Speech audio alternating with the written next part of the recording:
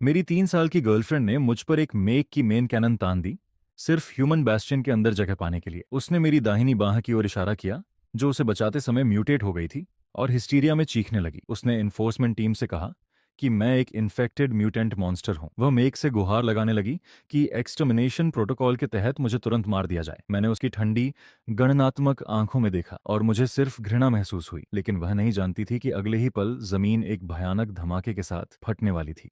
100 metre से भी अधिक लंबा एक शुद्ध सफेद टाइगर धरती को चीरते हुए बाहर निकला। एक ही पंजे के वार में उसने सबकी भयभीत निगाहों के सामने उस वंगार्ड क्लास मेक को चकनाचूर कर दिया। वह अजय बीस्ट किंग वास्तव में अपना सिर झुकाकर खड़ा हो गया। रूंधे हुए भारी स्वर में उसने मुझे बेटा कहा। तभी मुझे एहसास हुआ कि यह तथाकथित म्यूटेशन कोई इन्फेक्शन नहीं था, यह डिवाइन सीक्वेंस था, एक ऐसा क्रम जो कार्बन बेस्ड लाइफ की सीमाओं को तोड़ देता है। और यह सब आधा महीना पहले हुई उस भागने की घटना से शुरू हुआ था। कुछ दिन पहले आसमान ऐसा दिख रहा था मानो उस पर जमी हुई धुंधली कांच की मोटी परत चढ़ी हो। अजीब नीले स्पोर्स हवा में तैर रहे थे। यह रुइंड सिटी 047 था, जो कभी इंसानों का समृद्ध घर हुआ करता था, वह अब सिर्फ टूटा फूटा खंडहर बनकर रह गया था। मेरी गर्लफ्रेंड लिन जुआन एक गिरी हुई लॉर्ड बेयरिंग वॉल के नीचे सिकुड़ कर बैठी थी।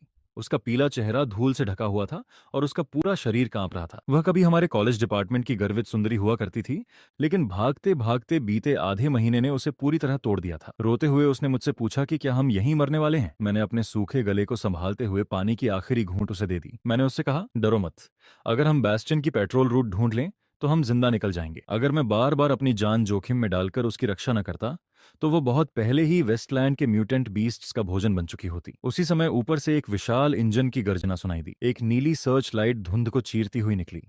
यह मानवता की सबसे शक्तिशाली सैन्य ताकत का प्रतीक था। सायोनिक मैक्स की एक स्क्वाड दूर के खंडहरों के ऊपर से गुजर रही थी। लीन जुआन के चेहरे पर तुरंत पागलपन भरी खुशी छा गई। वह मदद के लिए चिल्लाने ही वाली थी, लेकिन मैंने उसका मुंह कसकर दबा दिया और उसे वापस छायाओं में खींच लिया। तभी दांत किटकिटा देने वाली खड़खड़ाहट सुनाई दी। एक ब्लेड आर्मर्ड बियर बीस्ट, जो एक सेडान जितना बड़ा था, रेंगता हुआ नीचे उतरा। उसकी कंपाउंड आइज ठंडी लाल रोशनी से चमक रही थी। उसके वॉरोब्लेड जैसे तेज फोरलिम्स धीरे धीरे हमारी ओर बढ़ रहे थे। मेघ की गर्जना दूर होती चली गई और उसकी जगह मौत हमारे सामने आ खड़ी हुई। बिना जरा भी हिचकिचाहट के ब्लेड आर्मर्ड बियर बीस्ट ने लिन जुआन पर हमला कर दिया। मैंने धीमी गुर्राहट के साथ उसे धक्का देकर दूर हटाया। मैंने वह रिबार उठाया जो पहले से तैयार रखा था और उसकी कंपाउंड आई में घोंप दिया। भारी टक्कर के झटके से मेरे अंगूठे और तर्जनी के बीच की त्वचा तुरंत फट गई, लेकिन रीबार उसकी शैल को भेदने में असफल रहा। उल्टा वह खुद ही टेढ़ा हो गया। बॉर बीस्ट का दूसरा फोलिम्ब सीधे मेरी छाती पर आकर लगा। मैं हवा में उछल गया और एक नीची दीवार के हिस्से को तोड़ते हुए जा गिरा। भयानक दर्द ने लगभग मुझे उसी जगह बेहोश कर दिया। जैसे ही वह दानव फिर से करीब आया, मेरा दिल पागलों की तरह धड़कने लगा। अचानक मेरे दिल की गहराइयों से जलती हुई ऊर्जा का एक उफान फूटा। वह मेरी नसों में दौड़ता हुआ मेरी दाहिनी बाह तक पहुंच गया। मेरी दाहिनी बाह ऐसा महसूस कर रही थी मानो वह आग में जल उठेगी। मेरी त्वचा पर वास्तव में गहरे सुनहरे रंग की स्केल्स की एक परत फैलने लगी।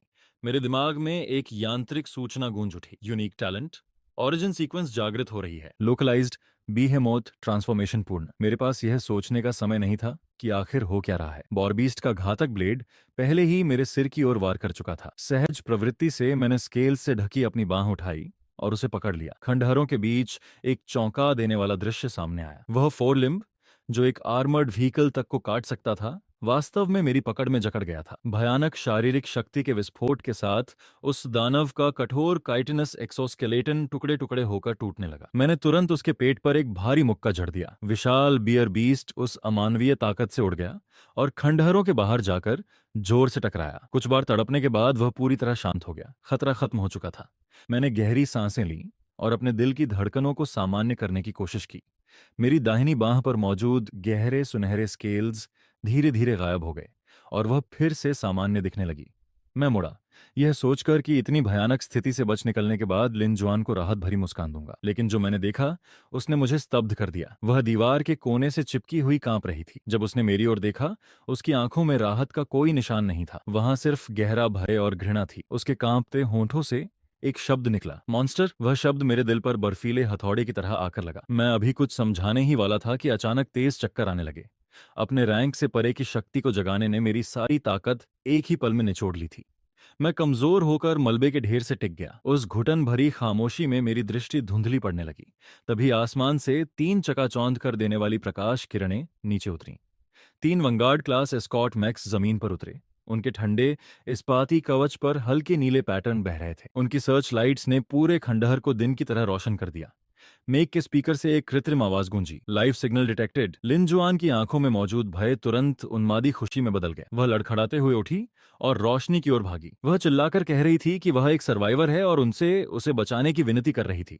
मैं आधा घुटनों के बल छायाओं में बैठा था और उसे रोशनी की ओर भागते हुए देख रहा था। मैंने अपना दाहिना हाथ उसकी ओर बढ़ाया, लेकिन मेरी पकड़ में सिर्फ ठंडी हवा आई। विशाल मेक ने जमीन पर खड़ी लिन जुआन की ओर देखा।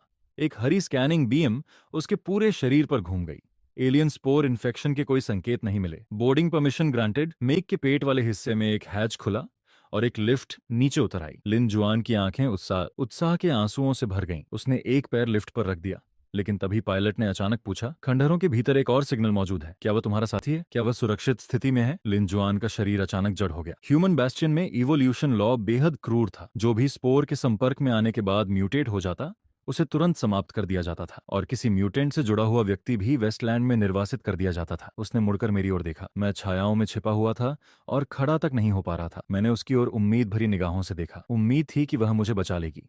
बस अगर वह कह देती कि मैं उसके साथ हूं, तो मेक मुझे मेडिकल बे तक ले जा सकता था। शायद इस क्रूर वेस्टलैंड में मेरे जीवित बचने की अभी भी उम्मीद थी, लेकिन जीवित रहने की प्रबल इच्छा के सामने सारी भावनाएं एक पल में बिखर गईं। उसने गहरी सांस ली। उसकी आंखें ठंडी और गणनात्मक हो गईं। कम्युनिकेटर की ओर देखते हुए उसने साफ आवाज में कहा, वह मेरा साथी नहीं है। फिर बिना किसी झिझक के उसने बता दिया कि मेरे शरीर पर राक्षसी स्केल्स उगाए थे, कि मैं पहले ही संक्रमित हो चुका हूं और सुरक्षा के लिए तत्काल प्यूरिफिकेशन की मांग की, ताकि वह साफ रिकॉर्ड के साथ सेफ जोन में प्रवेश कर सके। उसने निर्दयता से मेरे जीवित बचने की आखिरी उम्मीद भी छीन ली। छायाओं में मेरी पुतलियां अचानक सिकुड़ गईं। मैंने इस औरत को घूर कर देखा। न कोई गुस्से भरी दहाड़ निकली और न ही कोई निराशा महसूस हुई। हाँ, तो वेस्टलैंड में इंसानी भावनाएं इतनी सस्ती होती हैं। मेक पायलट को सूचना मिलते ही उसने तुरंत इन्फेक्शन सोर्स की पहचान कर ली। बीच वाला मेक धमकी भरे अंदाज में अपनी विशाल दाहिनी बांह उठाने लगा। हाई फ्रीक्वेंसी पार्टिकल कैनन का काला मजल सीधे मेरी ओर तान दिया गया। भयावह नीली ऊर्जा पागलों की तरह उसमें इकट्ठी होने लगी। एक सिहरन पैदा कर देने वाली गूंज के साथ मौत की छाया पल भर में मुझ पर छा गई। लिन जुआन ने अपना चेहरा फेर लिया और मेरी ओर देखना बंद कर दिया। वह सीधी आसमान की ओर उठने लगी। उसके लिए मैं पहले ही अतीत में मर चुका कचरे का एक टुकड़ा था। मैंने धीरे धीरे अपनी आंखें बंद कर लीं। मेरे सीने में ऐसा क्रोध भड़क उठा जैसा मैंने पहले कभी महसूस नहीं किया था। अगर यही मानवता का कानून है, तो मुझे इसका हिस्सा नहीं बनना। पार्टिकल कैनन का चार्ज अपनी चरम सीमा पर पहुंच चुका था। उसके चारों पोर्ट्स में चमक रही नीली रोशनी किसी भी क्षण फट पड़ने वाली थी। लेकिन उसी निर्णायक क्षण पर धरती ने अचानक एक शोकपूर्ण चीख निकाली, जो कई किलोमीटर तक फैले खंडहरों में गूंज उठी। जमीन बुरी तरह कांपने लगी। अनगिनत विशाल चट्टानें किसी अदृश्य शक्ति द्वारा हवा में उठा ली गईं। इतना भयानक दबाव आसमान की ओर उठा कि हवा तक भारी महसूस होने लगी। मेक के अंदर अलार्म तीखी आवाज में बजने लगा। उसने रिपोर्ट दी कि एक ट्रांसेंडेंट लेवल रिएक्शन दर्ज हुई है, जिसकी ऊर्जा मापी नहीं जा सकती। अगले ही पल लिन जुआन और पायलट की भयभीत आंखों के सामने पहाड़ जितना विशाल और तराशे हुए सफेद जेड जैसा चमकता एक विशाल टाइगर क्लॉ धरती को फाड़कर बाहर निकला। उस विशाल पंजे के चारों ओर ऐसी सुनहरी आभा घूम रही थी, जो किसी भी चीज को काट सकती थी। मानो किसी मक्खी को मार रहा हो। वह सीधा मेक के एनर्जी शील्ड पर जा गिरा। वह शील्ड, जिसके बारे में कहा जाता था कि वह हाई लेवल स्टार बीस्ट के पूर्ण शक्ति वाले प्रहार को भी झेल सकता है, एक ही पल में चकनाचूर हो गया। फिर एक आकाश कंपा देने वाली दबंग टाइगर रोर पूरे खंडहरों में गूंज उठी। मेरे बेटे पर हाथ लगाने की हिम्मत किसने की? उस उग्र टाइगर रोर के साथ ही टूटी फूटी धरती भयानक धमाके के साथ धंस गई। 100 मीटर से भी अधिक लंबा एक शुद्ध सफेद विशाल बीस्ट नीचे से बाहर निकल आया। उसका पूरा शरीर ध्रुवीय बर्फ और हिम जैसा शुद्ध सफेद फर से ढका हुआ था। उसके फर का हर रेशा सर्द और घातक धार जैसी चमक बिखेर रहा था। इस 100 मीटर लंबे बेहेमौत के सामने जिन मेक्स पर मानवता गर्व करती थी, वे प्लास्टिक के खिलौनों से अधिक कुछ नहीं लग रहे थे। मैच कॉकपिट के भीतर लाल चेतावनी लाइटें पागलों की तरह चमक रही थीं। को पायलट सीट पर बैठी लिन जुआन इतनी बुरी तरह कांप रही थी कि उसके पैरों में जान ही नहीं बची थी। वह सीधे अपनी सीट पर ढह गई। उसका दिमाग पूरी तरह खाली हो चुका था और उसका पूरा शरीर कांप रहा था। व्हाइट टाइगर की बीस्ट आइज, जो सुनहरे सूर्यों की तरह चमक रही थीं, ठंडेपन से मेक पर घूमी। सिर्फ एक नजर ने ही साइकिक कोर को ओवरलोड की चीख निकालने पर मजबूर कर दिया। उसने अपना दाहिना पंजा उठाया। उसने कोई स्किल इस्तेमाल नहीं की। उसने केवल अपने विशाल आकार और शुद्ध शक्ति पर भरोसा किया, और फिर उसने उसे सीधे उस मेक पर दे मारा जिसने मुझे निशाना बनाया हुआ था। हाई फ्रीक्वेंसी पार्टिकल कैनन समेत व्हाइट टाइगर ने एक ही वार में उसे उड़ते हुए कबाड़ में बदल दिया। भयानक टक्कर ने सैकड़ों टन वजनी मेघ को हवा में उछाल दिया। वह लगातार एक दर्जन से अधिक इमारतों को तोड़ता हुआ दूर जा गिरा और अंत में उसकी सारी शक्ति समाप्त हो गई। बाकी बचे दो मेकर्स डर के मारे सुन्न पड़ चुके थे। उनमें पलटकर लड़ने का विचार तक नहीं आया। उन्होंने तुरंत अपने इंजिन्स को सीमा तक धकेला, रोशनी की धाराओं में बदल गए और ह्यूमन बेस्टियन की दिशा में पागलों की तरह भाग निकले। आसमान में भरी धूल के बीच वे दोनों भागते हुए मैचेस आवारा कुत्तों जैसे दिखाई दे रहे थे। व्हाइट टाइगर ने उनका पीछा नहीं किया। इसके बजाय उसने अपने पर्वत जैसे विशाल शरीर को रोक लिया। वह जंगली दबाव जो स्वर्ग और धरती को हिला सकता था, एक पल में गायब हो गया। मेरी स्तब्ध निगाहों के सामने उसने सावधानी से अपना सिर नीचे झुका दिया, यहां तक कि उसकी वह विशाल हरकत भी बेहद सावधानी से भरी हुई थी, मानो उसे डर हो कि कहीं मैं चौंक न जाऊं। उसका टाइगर हेड, जो एक भारी ट्रक से भी बड़ा था, धीरे धीरे मेरे करीब आ गया।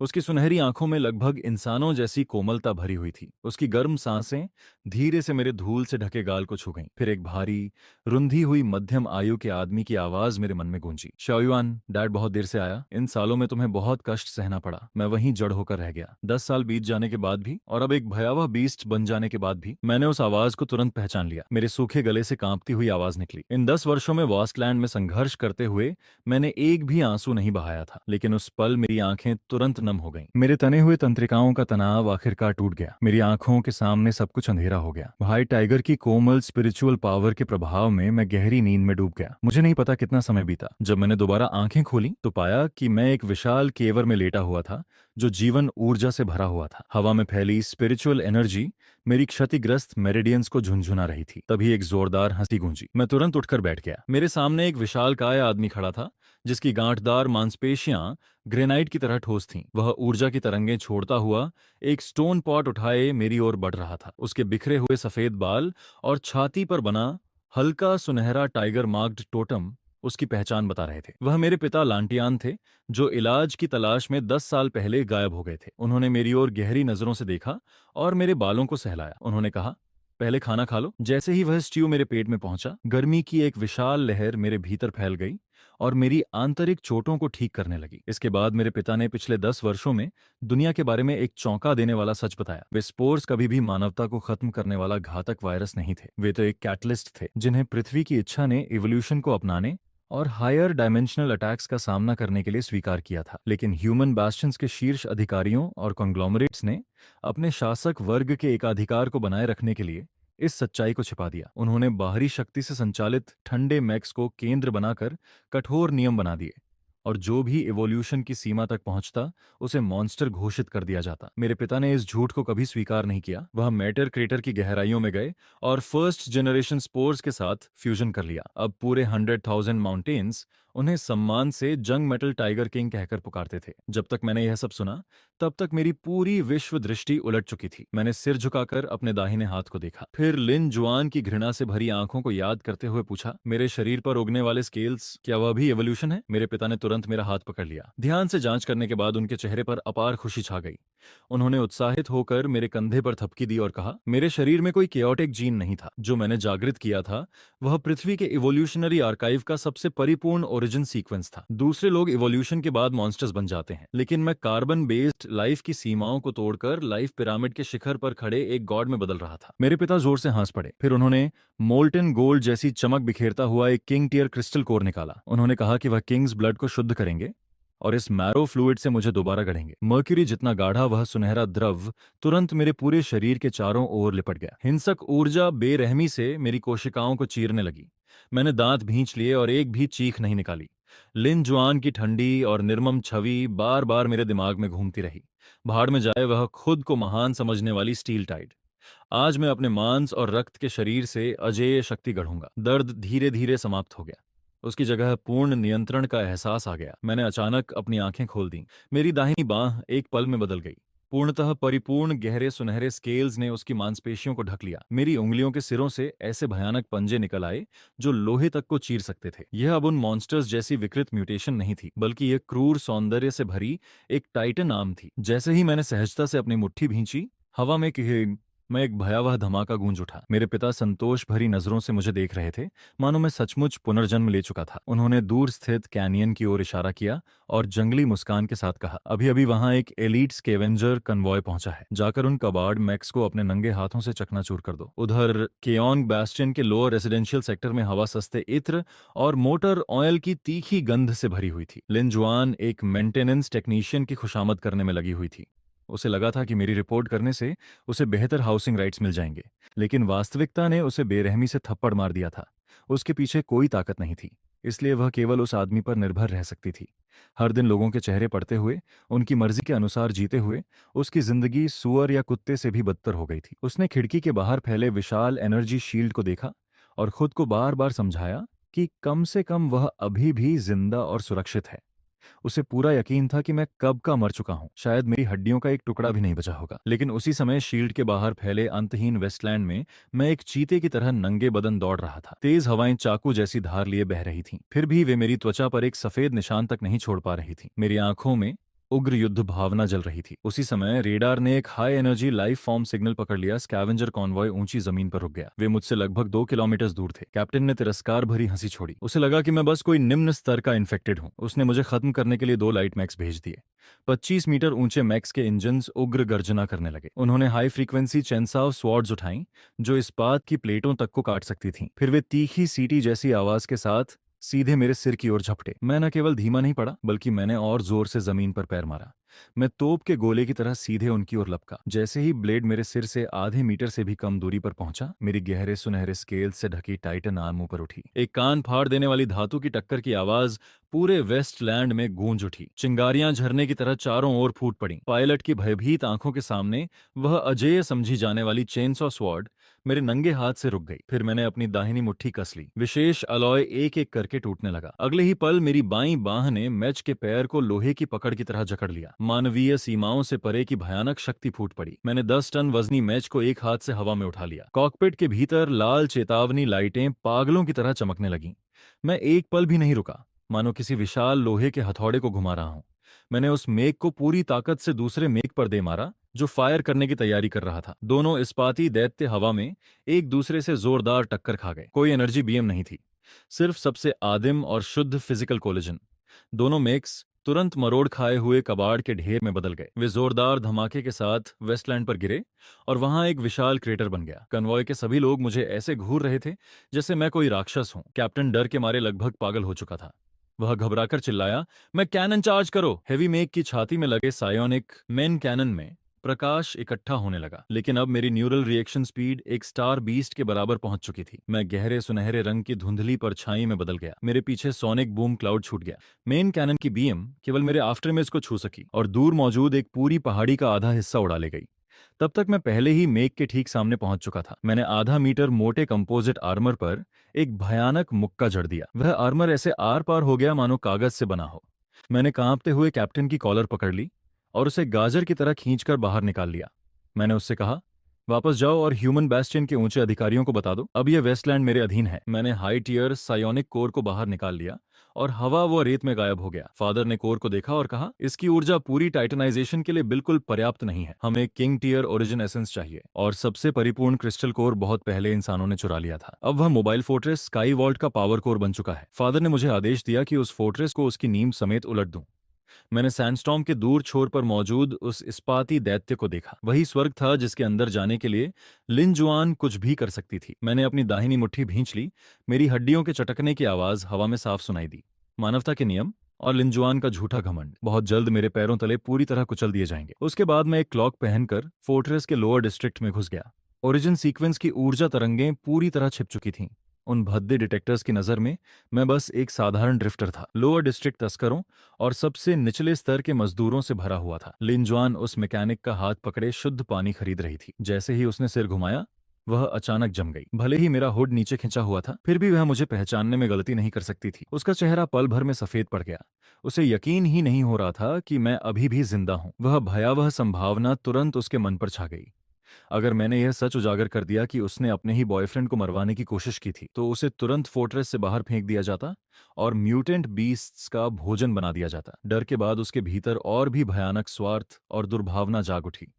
उसने मैकेनिक की बांह कसकर पकड़ ली। कुछ आंसू निचोड़ते हुए उसने मेरी ओर उंगली दिखाई और चिल्लाई, वो भेष बदलकर आया हुआ हाई रिस्क इन्फेक्टेड है। मैकेनिक का चेहरा तुरंत बदल गया। उसने बिना देर किए इमरजेंसी कम्स सक्रिय कर दिए। लोअर सिटी सिक्योरिटी स्क्वाड को बुलाओ, तुरंत ऑन साइट प्यूरिफिकेशन की अनुमति चाहिए। तीखी अलार्म की आवाज ने ब्लैक मार्केट के शोर को चीर दिया। 28 मीटर ऊंचे शॉक वेव मैक्स सड़क पर आ धमके। उनकी ठंडी हाई वोल्टेज इलेक्ट्रोमैग्नेटिक गन्स सीधे मेरे सिर पर लॉक हो गईं। लाउड स्पीकर से एक ठंडी और निर्दयी चेतावनी गूंजी। मैंने धीरे से अपने हाथों में पकड़े कबाड़ मशीन के पुर्जे नीचे रख दिए। न मुझे घबराहट हुई न गुस्सा। मैंने बस शांति से भीड़ के पीछे खड़ी लिन जुआन की ओर देखा। मेरी नजरें बहुत शांत थीं, इतनी शांत कि मानो मैं किसी इंसान को नहीं बल्कि एक चींटी को देख रहा हूं। वह उदासीनता उसके नाजुक अहंकार को गहराई से घायल कर गई। वह पागलों की तरह चीखने लगी, गोली चलाओ, उसे मार डालो। शॉकवेव मैक्स की इलेक्ट्रोमैग्नेटिक गन्स एक पल में चार्ज हो गईं। भूतिया नीले हाई वोल्टेज आर्कस जहरीले सांपों की तरह मेरी ओर लपके।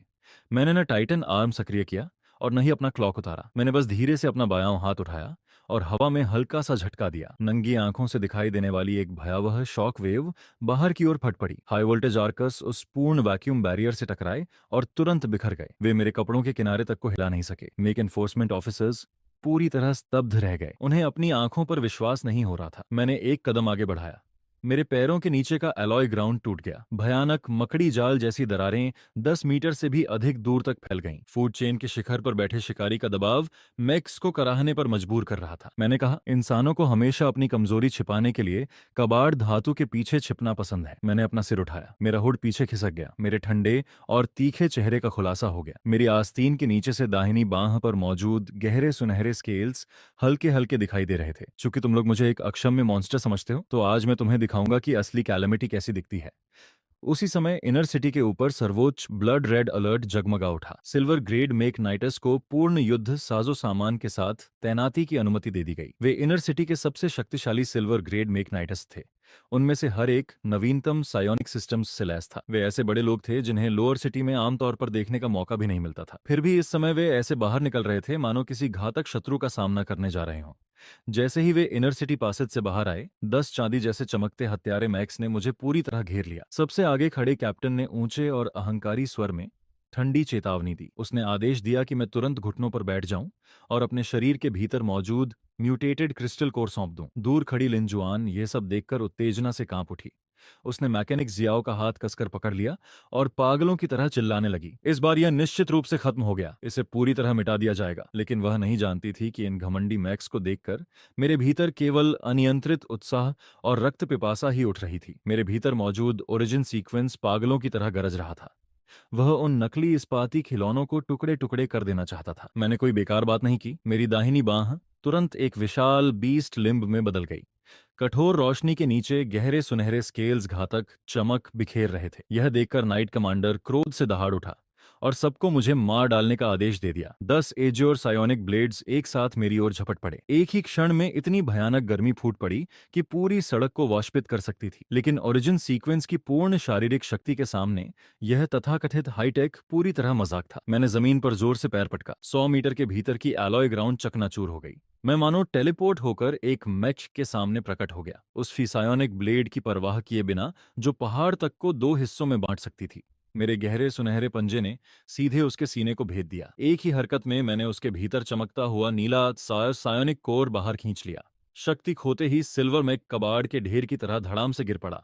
नाइट कमांडर और उसके सभी लोग पूरी तरह स्तब्ध रह गए। जिस आर्मर पर उन्हें इतना गर्व था वह मेरे सामने कागज जैसा था। मैंने उन्हें अपने भय से उबरने का एक पल भी नहीं दिया। मैं एक प्राचीन बीस्ट की तरह था जो भेड़ों के झुंड के बीच नरसंहार कर रहा हो। एक मुक्के से मैंने एक मेघ का सिर छपटा कर दिया। एक लात से दूसरे मेघ की सपोर्ट लेग तोड़ दी। आधे मिनट से भी कम समय में वह कभी घमंडी नाइट ऑर्डर जमीन पर बिखरे कबाड़ में बदल चुका था। भयभीत नाइट कमांडर पागलों की तरह कंट्रोल्स खींचने लगा। वह इनर सिटी में वापस भागना चाहता था, लेकिन मैं आसमान से नीचे गिरा और एक ही पैर के प्रहार से उसके कॉकपिट को कुचल दिया। मैंने दूर खड़ी लिन जुआन की ओर देखा। अब उसका पूरा शरीर ढीला पड़ चुका था। अभी अभी उसकी आंखों में जगी आशा तुरंत अंतहीन अंधकार में डूब गई। वह मैकेनिक जियाओ जो हमेशा दूसरों पर रोब जमाता फिरता था, आखिरकार होश में आया। उसने लिन जुआन के पीले चेहरे पर जोरदार थप्पड़ मारा।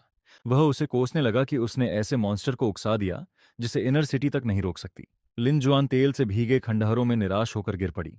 वह मुझे उसी भय से देख रही थी जैसे कोई सच्चे गॉड को देखकर कांप उठता है। लेकिन अब मुझे उनके जैसे कीड़ों मकोड़ों के पछतावे में कोई रुचि नहीं थी। मैंने अपना सिर उठाकर इनर सिटी के उस अविश्वसनीय रूप से मोटे एनर्जी शील्ड की ओर देखा। उस विलासिता से भरे इनर सिटी के ठीक नीचे मैं उस विशाल धड़कते हुए हृदय को साफ साफ महसूस कर सकता था। वह पूरे मोबाइल बेस्टियन स्काई वॉल्ट का पावर कोर था। दूसरे शब्दों में कहें तो वही ancient king class star beast crystal core था जिसे लाने के लिए डैड ने मुझे भेजा था। मैंने गहरी सांस ली। मेरी दाहिनी बांह पर मौजूद गहरे सुनहरे स्केल्स और भी तेज चमकने लगे। मेरी सारी शक्ति टाइटन आर्म में इकट्ठी हो गई। उस एनर्जी शील्ड के सामने, जिसे पूरी तरह अभेद्य माना जाता था, मैंने पूरी ताकत से एक भयानक मुक्का मारा। ऐसा लगा मानो वह प्रहार आसमान तक को फाड़ सकता हो।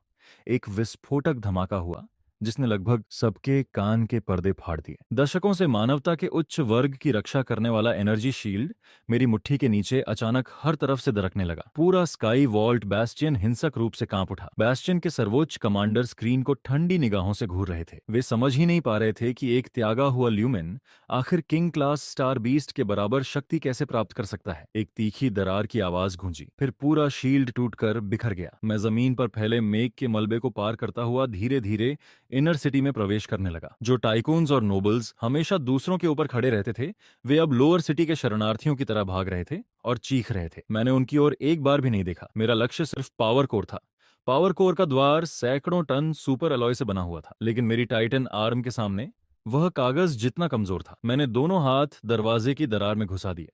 एक भयानक गर्जना के साथ मैंने बेस्टियन के सबसे मजबूत दरवाजे को नंगे हाथों से फाड़ डाला। उसके पीछे एक विशाल एबिसल फर्नेस चैम्बर था। हवा में एक छोटे पहाड़ जितना बड़ा गहरा लाल क्रिस्टल कोर तैर रहा था। वही स्काई वॉल्ट का ऊर्जा स्रोत था, एक किंग क्लास हार्ट। सिर्फ उसके करीब पहुंचते ही मैं उसकी विनाशकारी आभा को महसूस कर सकता था। मेरे शरीर की कोशिकाएं बेतहाशा कांपने लगीं, मानो सूखी धरती को आखिरकार बारिश मिल गई हो। मैंने बिना एक पल गंवाए हवा में छलांग लगा दी। एक मुक्के से एक्सट्रैक्शन डिवाइस को चकनाचूर कर दिया। फिर मैंने अपना दाहिना हाथ सीधे उस विशाल हार्ट पर रख दिया। उसी क्षण ओरिजिन सीक्वेंस की डवोरिंग इंस्टिंक्ट पूरी तरह जाग उठी। किंग क्लास स्टार बीस्ट की अतुलनीय शुद्ध सोर्स एनर्जी टूटे हुए बांध की बाढ़ की तरह फूट पड़ी।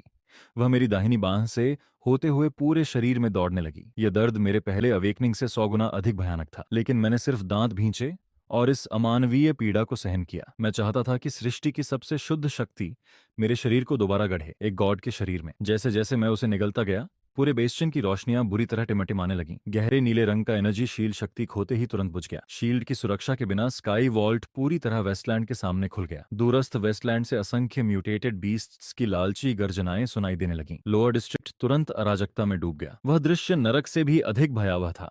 चारों ओर की रोशनी बुझती देखकर और बीस्ट होर्ड को अंदर घुसते देखकर लिन जुआन ने अपने जीवन की सबसे दर्दनाक और निराश चीख निकाली।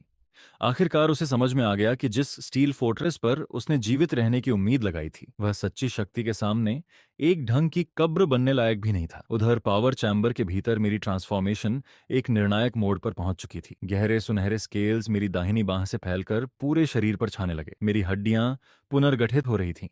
मेरी मांसपेशियां इस्पात की तरह चटक रही थीं। मेरा कभी मानव रहा शरीर तेजी से एक एंशियंट टाइटन में विकसित हो रहा था। और ठीक उसी समय जब मेरा शरीर पूर्ण बीस्ट ट्रांसफॉर्मेशन पूरा करने वाला था, पावर चैम्बर का गुंबद अचानक एक भयानक शक्ति द्वारा फाड़ दिया गया। 30 मीटर ऊंचा, पूर्णतः गहरे सुनहरे रंग का अल्टीमेट मेक आसमान से उतर आया। यह डिस्ट्रॉयर क्लास जजमेंट मेक था, एक ऐसा युद्ध हथियार जो केवल स्काई सिटी लॉर्ड के लिए आरक्षित था। कॉकपिट के भीतर बैठा सिटी लॉर्ड भय और घृणा से भरी आवाज में दहाड़ उठा। उसने कहा कि मेरे जैसा एक तुच्छ ड्रिफ्टर वास्तव में बास्टियन की नींव को नष्ट करने की हिम्मत कर बैठा है। उसने मेघ की छाती में लगे स्टार ब्रेकर कैनन को सक्रिय कर दिया। कहा जाता था कि उसकी शक्ति ग्रह के केंद्र तक को भेद सकती है। चमकदार लाल प्रकाश ने पूरे पावर चैम्बर को प्रलय जैसा बना दिया। लेकिन उसी क्षण मैंने धीरे धीरे अपनी आंखें खोली। वे सुनहरी रोशनी से चमक रही थीं। मेरे शरीर को ढंकने वाले गहरे सुनहरे टाइटन स्केल्स से देवताओं जैसी भयावह आभा फूट पड़ी। मैंने सहजता से अपने हाथ में मौजूद रॉयल स्टार कोर के सूख चुके अवशेषों को चकनाचूर कर दिया। उस स्टार ब्रेकर कैनन के सामने, जो पर्वत श्रृंखलाओं को मिटा सकता था, मेरे होंठों पर एक ठंडी मुस्कान उभरी। मैं बचने की कोशिश नहीं कर रहा था। इसके बजाय मैं सीधे कैनन के मजल की ओर उड़ पड़ा। जब तुम खेलना ही चाहते हो तो मैं तुम्हारे साथ साथ सिटी लॉर्ड बनने के तुम्हारे सपने को भी चकनाचूर कर दूंगा। मेरे पूरे शरीर पर मौजूद गहरे सुनहरे स्केल्स से देवताओं जैसी शक्ति फूट पड़ी। तो क्या हुआ? अगर वह 30 मीटर ऊंचा अल्टीमेट जजमेंट मेक है, आज मैं तुम्हें तुम्हारे पाखंडी शासन समेत पूरी तरह कुचल दूंगा। हिंसक ऊर्जा ने तुरंत मुझे निगल लिया। कॉकपिट के भीतर सिटी लॉर्ड पागलों की तरह हंसने लगा। वह चिल्लाया, स्टार ब्रेकर कैनन का सीधा वार झेलकर कोई जीवित नहीं बच सकता। भले ही तुमने रॉयल स्टार कोर निगल लिया हो, फिर भी इस परम तकनीकी शक्ति के सामने मर जाओगे। लेकिन अगले ही पल उसकी हंसी अचानक रुक गई, क्योंकि उस जलती हुई लाल ऊर्जा आंधी के केंद्र से एक विशाल गहरा सुनहरा हाथ बाहर निकला, इतना विशाल कि मानो आसमान को ढक रहा हो। वह हाथ ऐसा प्रतीत हो रहा था जैसे उसने स्वयं अंतरिक्ष की सीमाओं को तोड़ दिया हो। उसने स्टार ब्रेकर कैनन की दहकती हुई बैरल को कसकर पकड़ लिया। यह कैसे संभव है? यह असंभव है। सिटी लॉर्ड की भयावह चीख पूरे चैम्बर में गूंज उठी। मेघ की पूरी अलार्म सिस्टम तुरंत विफल हो गई। मेरा विशाल शरीर, जो किसी प्राचीन डीमन गॉड जैसा दिख रहा था, आग की लपटों से बाहर निकल आया। मेरा मानव रूप अब पूरी तरह बदल चुका था। मैं 10 मीटर ऊंचे एक भयावह जायंट में बदल गया था। मेरा पूरा शरीर निर्दोष गहरे सुनहरे आर्मर से ढका हुआ था। हर स्केल पर ब्लैक होल जैसी चमक दिखाई दे रही थी। Origin sequence phase 2 Titan Overlord body पूरी तरह प्राप्त हो चुकी थी। मैंने बस थोड़ा सा बल लगाया, वह कथित रूप से अविनाशी कैनन बैरल एक प्लास्टिक की स्ट्रॉ जैसी लगने लगी। मैंने उसे मरोड़कर सीधे कबाड़ में बदल दिया। चमकदार चिंगारियां मेघ की छाती में पागलों की तरह फूटने लगीं। भयभीत सिटी लॉर्ड ने घबराकर एस्केप सिस्टम का कंट्रोल लीवर खींचा, लेकिन मैंने उसे जीवित रहने का कोई अवसर नहीं दिया। गहरे सुनहरे बीस्ट बॉडी ने सोनिक बूम छोड़ते हुए ऐसी गति पकड़ी मानो स्वयं अंतरिक्ष को चीर रही हो। मैंने जजमेंट मेघ की चेस्ट आर्मर पर पूरी ताकत से प्रहार किया। एक भयानक धात्विक चीख गूंजी जिसने सुनने वालों के दांत तक किटकिटा दिए। ह्यूमन बेस्टियन की सर्वोच्च सैन्य शक्ति का प्रतीक यह मेघ मेरे एक ही मुक्के से सीने के आर पार छेद दिया गया। मैंने कोर कॉकपिट के भीतर छिपे सिटी लॉर्ड को पकड़ लिया और उसे एक चूजे की तरह मलबे से बाहर खींच लिया। उसकी शानदार यूनिफॉर्म अब तेल और खून से सनी हुई थी। वह मेरी मुट्ठी में टूटी रीढ़ वाले कुत्ते की तरह तड़प रहा था। रोते और गिड़गिड़ाते हुए वह अपनी जान की भीख मांगने लगा। उसने कहा कि वह पूरा स्काई वॉल्ट बैस्टियन मुझे सौंप देगा। उसने कहा कि बैस्टियन की सारी दौलत मुझे दे देगा, सारी औरतें भी। मैंने उस चेहरे को देखा, वह चेहरा जो शक्ति और लालच से विकृत हो चुका था। मेरे भीतर केवल ठंडी उपेक्षा और गहरा तिरस्कार ही था। मैंने उससे कहा, तुम ऊर्जा चुराने वाले परजीवी, पिछले 10 वर्षों में किए गए अपने अपराधों की कीमत आज चुकाओगे। इसके बाद मैंने अचानक अपनी पकड़ कस दी। सुअर जैसी चीख के बीच स्काई वॉल्ट पर 10 वर्षों तक शासन करने वाला वह सर्वोच्च अत्याचारी मेरी मुट्ठी में टमाटर की तरह वहीं कुचल दिया गया। उसके साथ साथ उसका शासन का हास्यास्पद सपना भी पूरी तरह समाप्त हो गया। सिटी लॉर्ड के पतन और शील्ड के पूरी तरह नष्ट हो जाने के बाद पूरा मोबाइल बैस्टियन निराशा में डूब गया। दूरस्थ वेस्टलैंड में पीली रेत का भयानक तूफान आसमान तक उठ रहा था। दसियों हजार म्यूटेटेड बीस्ट्स, जिन्होंने रक्त और मांस की गंध सूंघ ली थी, काली बाढ़ की तरह लोअर सिटी में घुस पड़े। वे ऊंची ऊंची स्टील वॉल्स, जिन पर कभी लोगों को गर्व था, अब पूरी तरह बेकार हो चुकी थीं। झुग्गी बस्तियों के लोग और स्मगल्स निराशा में चीखने लगे। उधर लिन जुआन एक सीवर एंट्रेंस के पास गिरी पड़ी थी। उसका शरीर गंदे पानी और मॉन्स्टर्स के बदबूदार खून से सना हुआ था। वह मैकेनिक जियाओ, जिसने कहा था कि वह उसकी रक्षा करेगा, बीस्ट्स की पहली लहर आते ही उसे धक्का देकर आगे कर गया। उसने खुद के लिए एक होवर बाइक पकड़ी और अकेला अपनी जान बचाकर भाग गया। लिन जुआन ने लाल आंखों वाले कई पिग बीस्ट्स को अपनी ओर बढ़ते देखा। डर के मारे वह चारों हाथ पैरों के बल पीछे सरकने लगी। उसके पीछे गीले और बदबूदार निशान छूटते जा रहे थे। वह पागलों की तरह अपने बाल नोचने लगी, लगभग अपनी मानसिक स्थिति खो चुकी थी। असक्ता आपको सिर्फ ऐसा कैसे हो गया? वह समझ नहीं पा रही थी। वह तो सेफ जोन में पहुंच चुकी थी। उसने तो मेरी मौत की कीमत पर शांति और सुरक्षा खरीदी थी, लेकिन आधे दिन से भी कम समय में स्वर्ग नरक में बदल गया। उसी समय एक पिग बीस्ट ने अपना अगला पैर उठाया। अचानक आसमान अंधेरा हो गया, मानो कोई पहाड़ ऊपर से उतर रहा हो। मेरा 10 मीटर ऊंचा टाइटन बॉडी खंडहरों के ऊपर से छलांग लगाकर नीचे उतरा। भयंकर धमाके के साथ वे पिग बीस्ट्स मेरे पैरों तले कुचल गए। शक्तिशाली शॉकवेव ने आसपास के मॉन्स्टर्स को भी उड़ा दिया। लिनजुआन मुझे खाली निगाहों से देखने लगी। वह गहरे सुनहरे रंग की आकृति किसी देवता जैसी लग रही थी, लेकिन वह परिचित रूप उसे तुरंत पहचानने के लिए काफी था। युआन, क्या वह तुम हो? तुम मुझे बचाने आए हो, है ना? मानो किसी जीवन रेखा को पकड़ रही हो, वह पागलों की तरह मेरी ओर झपटी। उसने बेशर्मी से मेरे पैर को पकड़ लिया, फिर वह जोर जोर से रोने लगी। उसने कहा कि उससे गलती हो गई थी। उस समय परिस्थितियों ने उसे कोई और विकल्प नहीं दिया था। उसने कहा कि वह हमेशा मुझसे प्यार करती थी। उसने मुझसे उसे अपने साथ ले जाने की भीख मांगी। उसने कहा कि अगर मैं उसे माफ कर दूं तो वह मेरे लिए कुछ भी करने को तैयार है। मैंने सिर झुकाकर उसकी ओर देखा। मेरी नजर में वह कूड़े से अधिक कुछ नहीं थी। ओरिजिन सीक्वेंस ने मुझे सिर्फ शक्ति ही नहीं दी थी, उसने मुझे डिविनिटी भी दी थी। उस जैसी नीच आत्मा जो सिर्फ जीवित रहने के लिए सब कुछ बेच सकती थी, अब मेरे लिए इतनी महत्वहीन हो चुकी थी कि मैं उसे अपने हाथों से मारने में भी रुचि नहीं रखता था। मैंने धीरे से अपना पैर उठाया और उसे बदबूदार पत्थर की तरह दूर लात मारकर फेंक दिया। मैंने कहा, क्या तुम्हें मानवता का सर्वाइवल लॉ इतना पसंद नहीं था? तो अब इसी वेस्टलैंड में उसका आनंद लो। उसे यह एहसास नहीं हुआ था कि उसने गलती की थी, उसे सिर्फ यह एहसास हुआ था कि अब उसकी मौत सामने खड़ी है। उसकी टूटी हुई निराश चीखों को अनसुना करते हुए मैं ह्यूमन बैस्टियन के बाहर फैले वेस्टलैंड की ओर चल पड़ा। मेरे पीछे उसकी भयभीत चीखें लगातार गूंज रही थीं। उस क्षण से वह औरत मेरी जिंदगी में धूल के कण से भी कम महत्व रखती थी। जैसे ही मैं स्काई वॉल्ट के मलबे से बाहर निकला, पूरी धरती हिंसक झटके से कांप उठी। क्षितिज पर दर्जनों किलोमीटर तक फैली शॉक वेव दिखाई दी। मेरा बूढ़ा आदमी, जो 100 मीटर लंबे विशाल व्हाइट टाइगर में बदल चुका था, एक सेना का नेतृत्व करते हुए मेरी ओर दौड़ा चला आ रहा था। उसके साथ 10,000 से भी अधिक भयानक बीस्ट्स थे। उनमें से हर एक कम से कम हाई टियर स्टार बीस्ट था। लेकिन जब उन्होंने मेरा 10 मीटर ऊंचा डार्क गोल्ड टाइटन फॉर्म देखा, तो सभी के सभी जमीन पर गिर पड़े। उनकी आत्माओं की गहराइयों से भय निकल रहा था। यह डिवाइन सीक्वेंस के सामने निम्न जीवन रूपों का सहज समर्पण था। मेरे बूढ़े आदमी का विशाल व्हाइट टाइगर फॉर्म मेरे सामने आकर रुक गया। उसकी सूरज जैसी चमकती हुई खड़ी पुतलियां गर्व और उत्साह से भरी हुई थीं। उसने स्पिरिचुअल ट्रांसमिशन के माध्यम से मुझसे बात की। वह इतना उत्साहित था कि उसकी आवाज तक कांप रही थी। अच्छे बेटे, मुझे पता था कि तुम आसमान में भी छेद कर सकते हो। तुमने न केवल रॉयल एक्सट्रीम गैलेक्सी को पूरी तरह निचोड़ लिया, बल्कि अपनी टाइटन ट्रांसफॉर्मेशन भी पूरी कर ली। अब सेंट्रल एडन सिटी में छिपे वे पुराने राक्षस भी तुमसे टकराएंगे तो सीधा पिटेंगे। मैंने अपने चारों ओर घूम रही उग्र ऊर्जा को नियंत्रित किया और वापस सामान्य मानव आकार में आ गया। हालांकि बाहर से मैं पूरी तरह सामान्य दिख रहा था, फिर भी मैं अपने भीतर छिपी विनाशकारी शक्ति को स्पष्ट महसूस कर सकता था। मैंने अपने बूढ़े आदमी की ओर देखा और पूछा, सेंट्रल एडन सिटी आखिर है क्या? मेरे बूढ़े आदमी की जंगली मुस्कान गायब हो गई। उसका चेहरा पहले से भी अधिक गंभीर हो गया। उसने कहा, स्काई वॉल्ट सिर्फ एक कूड़ा घर था जिसे कॉग्लोमेरेट्स ने छोड़ दिया था।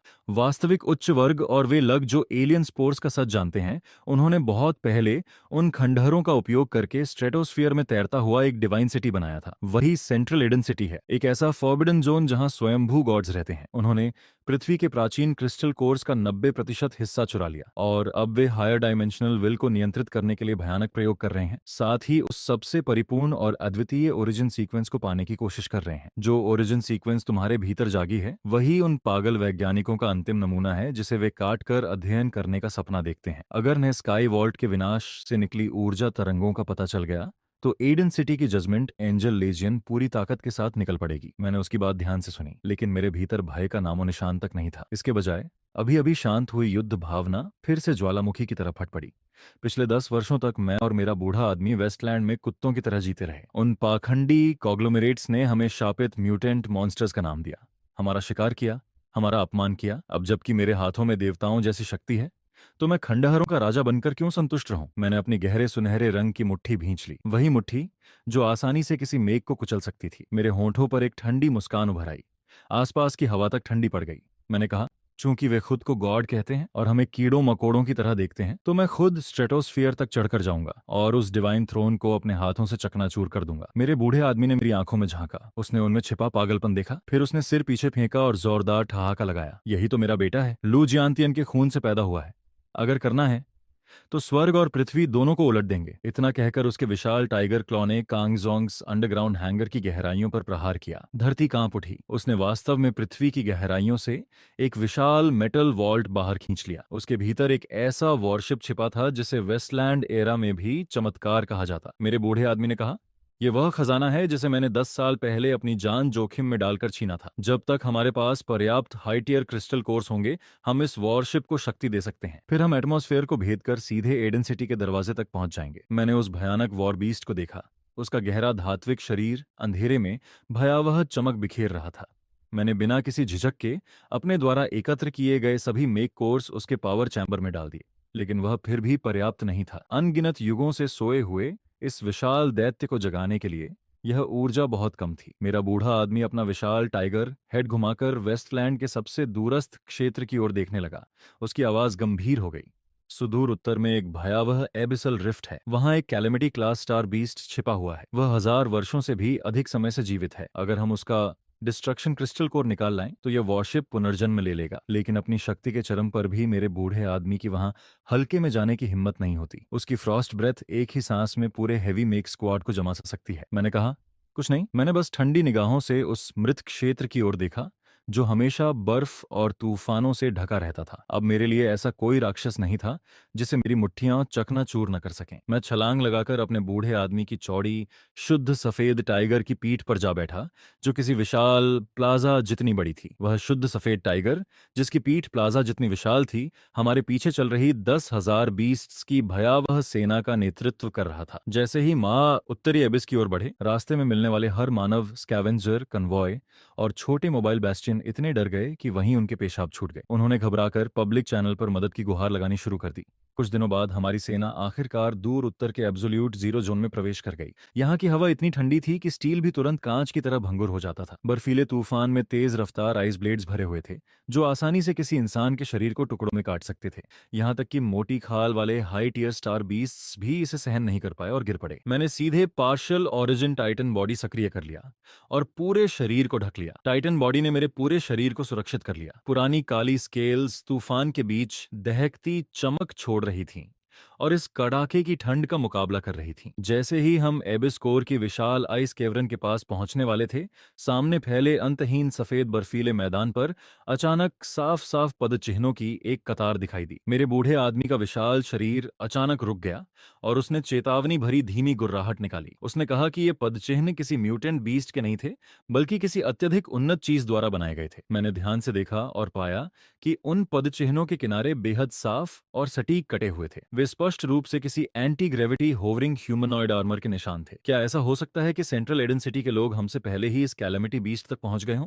जैसे ही यह चिंताजनक विचार मेरे मन में आया, सामने चल रहे बर्फीले तूफान की गहराइयों से अचानक एक तीखी, अमानवीय चीख सुनाई दी। उसके तुरंत बाद पीली नीली ऊर्जा की एक विशाल किरण आकाश में जा पहुंची। उसने सीधे एबिस के ऊपर फैले प्राचीन बर्फीले बादलों को भेदते हुए उनमें एक विशाल छेद कर दिया। इतनी भयावह शक्ति किसी साधारण मेघ की मेन कैनन से कहीं परे थी। यह उससे भी 10 गुना अधिक शक्तिशाली थी जितनी स्टार ब्रेकर कैनन, जिसे पहले सिटी लॉर्ड ने इस्तेमाल किया था। डैड तुरंत अपना विशाल शरीर एक बड़े आइसबर्ग के पीछे छिपा लिया। मैं चुपचाप ऊर्जा विस्फोट के स्रोत की ओर बढ़ गया। जब मैं आइस कैवन के किनारे लेटकर नीचे हो रही घटना को साफ साफ देखने लगा, तब भले ही मैं डिवाइन सीक्वेंस को जागृत कर चुका था, फिर भी मैं हैरानी से सांस खींचने से खुद को रोक नहीं पाया। अबिस के तल पर वह कैलामिटी बीस्ट, जो 2 एयरक्राफ्ट कैरियर्स जितना विशाल था, कई नुकीली चेन्स द्वारा जकड़ा हुआ था, जो पवित्र सफेद प्रकाश से चमक रही थी। उसका पूरा शरीर इतने भयानक घावों से ढका था कि कई जगह हड्डियां तक दिखाई दे रही थीं। नीला रक्त नदी की तरह बह रहा था और उस हजारों साल पुराने राक्षस को, जिससे डैड तक सावधान रहता था, दबाकर रखने वाली कोई और नहीं, बल्कि एक आश्चर्यजनक रूप से सुंदर सिल्वर हेयर्ड वुमन थी, जिसने केवल एक पतला सफेद कोट पहन रखा था। वह किसी मेघ को पायलट नहीं कर रही थी, यहाँ तक कि सबसे निम्न स्तर के वेस्टलैंड मेघ को भी नहीं। फिर भी वह धरती से 10 मीटर से अधिक ऊपर हवा में ऐसे तैर रही थी जैसे कोई देवता स्वर्ग से उतर आया हो। उसकी पीठ के पीछे हाई डायमेंशनल साइयोनिक एनर्जी से बने प्रकाश के 6 जोड़े पंख फैले हुए थे। वह बिल्कुल वैसी ही दिख रही थी जैसी मानव मिथकों में वर्णित 6 विंग्ड एंजल होती है। उसने अपने पैरों के नीचे पागलों की तरह संघर्ष कर रहे स्टारी स्काई बीहेमोथ की ओर ठंडी निगाहों से देखा। फिर उसने अपनी पतली, निर्दोष और दूध जैसी सफेद उंगली आगे बढ़ाई और हल्के से इशारा किया। उस राक्षस की अविश्वसनीय रूप से कठोर खोपड़ी तुरंत टोफू की तरह छेद दी गई।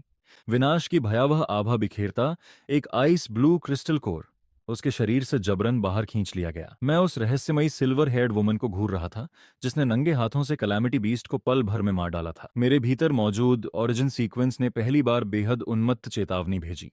यह किसी ऐसे पूर्ण प्राकृतिक शत्रु से सामना होने पर होने वाली चरम सहज प्रतिक्रिया थी, जो मेरी जान के लिए खतरा बन सकता था। जैसे ही मैं चुपचाप पीछे हटकर डैड के साथ कोई योजना बनाने वाला था, हवा में तैर रही 6 विंग्ड वुमन ने अचानक अपना सिर घुमा लिया। वे बर्फीली नीली आंखें, जिनमें इंसानी भावनाओं का नामो निशान नहीं था, हवा, बर्फ और विशाल दूरी को पार करती हुई सीधे मेरी स्थिति पर आकर टिक गईं। एक ठंडी यांत्रिक आवाज मेरे दिमाग में गूंज उठी, तुम मिल गए। ओरिजिन सीक्वेंस का अंतिम और पूर्ण टेस्ट, सब्जेक्ट 001। उस ठंडी आवाज में मानो मानसिक भेदन की शक्ति थी। मुझे महसूस हुआ कि मेरे मस्तिष्क के भीतर एक हिंसक झटका लगा है, लेकिन मेरे भीतर मौजूद ओरिजिन सीक्वेंस तुरंत तेज प्रकाश से चमक उठा। गहरी सुनहरी ऊर्जा ने उस मानसिक घुसपैठ को पल भर में कुचल दिया। डैड का विशाल व्हाइट टाइगर बॉडी अचानक एक कदम आगे बढ़ा। उसका दबदबा तूफान बन गया और आसपास की हवा तथा बर्फ को उड़ा दिया। डैड ने गरजती हुई चेतावनी भरी दहाड़ लगाई और हवा में तैर रही सिल्वर हेयर्ड वुमन को घूरने लगा, लेकिन सिक्स विंग्ड एंजल ने डैड के दबाव को बिल्कुल भी गंभीरता से नहीं लिया। उसके पीछे फैले प्रकाश के पंख हल्के से फड़फड़ाए। अगले ही पल वह अपनी जगह से गायब हो गई और पीछे केवल एक स्पेशल आफ्टर इमेज छोड़ गई। मेरी न्यूरल रिएक्शन स्पीड पहले ही कार्बन बेस्ड लाइफ की सीमा तक पहुंच चुकी थी, फिर भी मैं केवल हवा में बची हल्की तरंगों को ही पकड़ पाया। मेरी खतरे की प्रवृत्ति ने मुझे तुरंत टाइटन ओवरलॉर्ड बॉडी स्टेज 2 सक्रिय करने पर मजबूर कर दिया। गहरे सुनहरे स्केल्स एक पल में मेरे पूरे शरीर पर फैल गए और ठीक उसी क्षण जब वे मजबूत स्केल्स पूरी तरह बनकर तैयार हुए, एक पीला हाथ बिना किसी चेतावनी के मेरी छाती पर आ चुका था। न कोई धरती हिला देने वाला विस्फोट हुआ, न कोई चकाचौंध कर देने वाली रोशनी फैली, सिर्फ शुद्ध हाई डायमेंशनल एनर्जी का विस्फोट हुआ। मेरा कथित रूप से अटूट टाइटन बॉडी एक दबी हुई कराह निकाल उठा। ऐसा लगा मानो किसी उल्का ने मुझे टक्कर मार दी हो।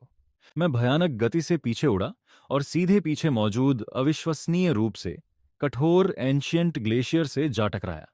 मोटी काली बर्फ के विशाल हिस्से टूटकर बिखर गए और उड़ते हुए बर्फीले टुकड़ों का तूफान बन गया। टकराव से मिले प्रतिघात का उपयोग करके मैंने खुद को मलबे के बीच फिर से संभाल लिया। डैड हैरान भी था और क्रोधित भी। उसने अपना विशाल टाइगर पॉ हवा में घुमाकर नीचे मारा। सुनहरी मेटलची आसमान भर में फैली अनगिनत धारदार तलवारों में बदल गई और उसके पीछे हटने का रास्ता काट दिया। महिला की आइज ब्लू आइज में जटिल डेटा की एक झलक चमकी। उसके आसपास का स्थान अजीब तरीके से विकृत होने लगा। डैड का वह हमला, जो किसी विशाल फोर्ट्रेस को चकनाचूर कर सकता था, सीधे उसके बगल से फिसल गया। दूर खड़ी कई विशाल बर्फीली चोटियां केवल उसके प्रभाव से समतल हो गईं। क्या यही सेंट्रल एडन सिटी के जजमेंट एंजल की शक्ति है? स्पेस और एनर्जी पर इस स्तर का नियंत्रण सचमुच अविश्वसनीय था, लेकिन किसी झूठे देवता के सामने जो खुद को इतना ऊंचा समझता हो, मैं कभी पीछे नहीं हटूंगा। मैंने जोर से अपने पैर जमाए।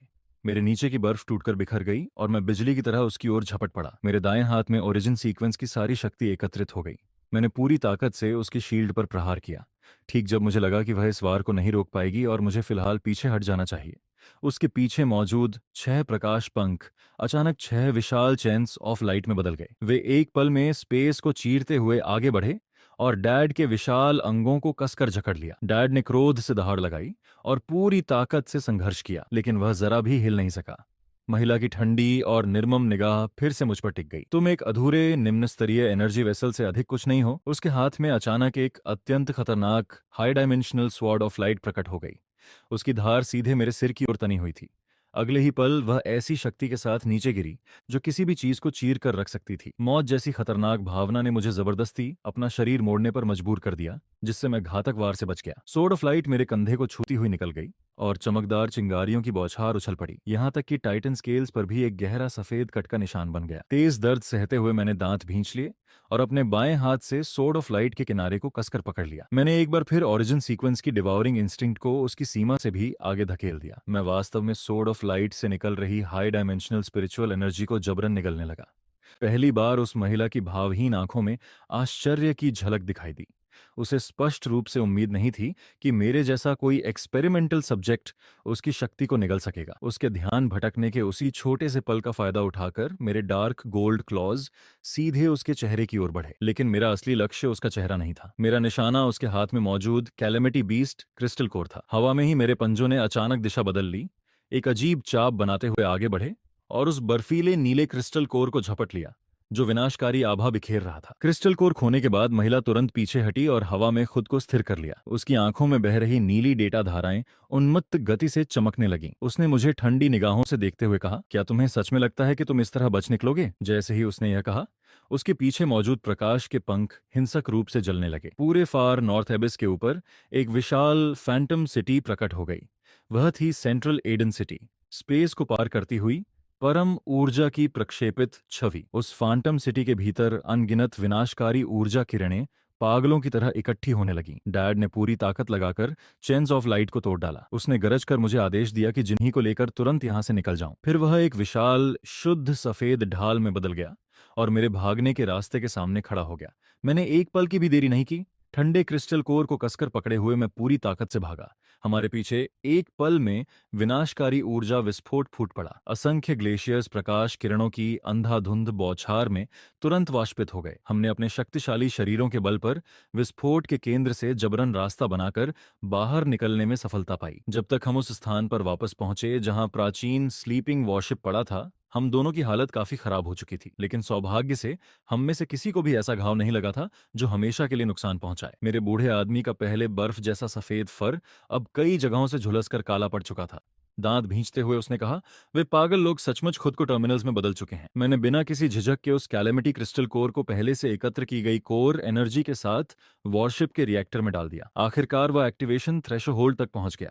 वॉरशिप के धातु के विशाल हॉल की गहराइयों से धीरे धीरे एक भारी गूंजती हुई आवाज उठने लगी, मानो अनगिनत युगों से सोया हुआ कोई प्राचीन दैत्य जाग रहा हो। वॉरशिप की बाहरी आर्मर पर रहस्यमयी धुंधले नीले पैटर्न चमकने लगे। एक विशाल एंटी ग्रेविटी फोर्स ने धीरे धीरे पूरे वॉरशिप को बर्फ से ऊपर उठाना शुरू कर दिया। मेरा बूढ़ा आदमी विशाल कमांड रूम में खड़ा था। उसकी आंखें उत्तेजना से चमक रही थीं। टारगेट को स्ट्रेटोस्फीयर पर लॉक करो। आज हम उस डिवाइन सिटी को हमेशा के लिए मिटा देंगे। वॉरशिप एक चकाचौंध कर देने वाली प्रकाश रेखा में बदल गया। उसने 10,000 वर्षों से जमे हुए बर्फीले बादलों को चीर दिया और पृथ्वी के वायुमंडल के ऊपर स्थित अंतरिक्ष की ओर अविश्वसनीय गति से बढ़ गया। वॉरशिप का इंटरनल ग्रेविटी सिमुलेशन सिस्टम पूरी तरह सही ढंग से काम कर रहा था। हम स्क्रीन पर दिखाई दे रहे स्ट्रेटोस्फेरिक कोऑर्डिनेट्स को देखते रहे, जो लगातार करीब आते जा रहे थे। आखिरकार बादलों के ऊपर एडन सिटी का वास्तविक रूप दिखाई दिया। वह क्रिस्टल और विशेष एलोयजुत से निर्मित एक भव्य महानगर था। उसके चारों ओर अनगिनत हेवी डिफेंसिव फोर्ट्रेसेस उपग्रहों की तरह तैर रहे थे। जब मुझे लगा कि वॉरशिप बिना पकड़े गए रक्षा पंक्ति को पार कर जाएगा, तभी वॉरशिप की मेन कंट्रोल स्क्रीन अचानक 2 बार झिलमिलाई और अगले ही पल उसका पूरा रंग रक्त जैसा लाल हो गया। स्क्रीन पर एक विशाल ठंडा मानव चेहरा बेहद विचित्र तरीके से उभर आया। वह चेहरा बिल्कुल उसी 6 विंग्ड एंजल का था जिससे हमारा अभी अभी सामना हुआ था। भावनाहीन कृत्रिम आवाज में उसने घोषणा की कि घुसपैठियों का तुरंत सफाया कर दिया जाएगा। अगले ही पल वॉरशिप के सभी वेपन सिस्टम्स और शील्ड्स पूरी तरह निष्क्रिय हो गए। लेकिन बात यहीं खत्म नहीं हुई। रिएक्टर का तापमान बेहद असामान्य गति से बढ़ने लगा। किसी ने बाहर से रिमोट एक्सेस के जरिए वॉरशिप के हाईएस्ट लेवल कंट्रोल पर जबरन कब्जा कर लिया था। मेरा बूढ़ा आदमी घबराकर कंट्रोल कंसोल पर जोर जोर से प्रहार करने लगा और बाहरी कनेक्शन काटने की कोशिश करने लगा, लेकिन सब बेकार था। मैंने गहरी सांस ली और अपनी स्केल्स से ढकी दाहिनी हथेली मेन कंसोल पर दे मारी। गहरी सुनहरी ओरिजिन एनर्जी मेरी भुजा से होती हुई बैटलशिप के पूरे सिस्टम में फैल गई। हाईएस्ट डायमेंशन के लाइफ मैग्नेटिक फील्ड का उपयोग करते हुए मैंने दुश्मन के एआई कोड को जबरन ओवरराइड करना शुरू कर दिया। 2 पूरी तरह अलग शक्तियां बैटलशिप के न्यूरल नेटवर्क के भीतर भयंकर टक्कर लेने लगी। बैटलशिप स्ट्रेटोस्फीयर में बुरी तरह कांपने लगा, मानो किसी भी क्षण हवा में टूटकर बिखर जाएगा। मैंने दांत भींच लिए और ओरिजिन सीक्वेंस की प्रोसेसिंग पावर को उसकी पूर्ण सीमा तक धकेल दिया। आखिरकार भीतर से निकली अंधाधुंध चिंगारियों की चमक के बाद वह भयावह मानव चेहरा एक तीखी इलेक्ट्रॉनिक चीख के साथ गायब हो गया। स्क्रीन फिर से सुरक्षित स्थिति दर्शाने वाली धुंधली नीली रोशनी में बदल गई। मैंने सफलतापूर्वक नियंत्रण वापस हासिल कर लिया था, लेकिन तब तक बैटलशिप की स्थिति पूरी तरह उजागर हो चुकी थी।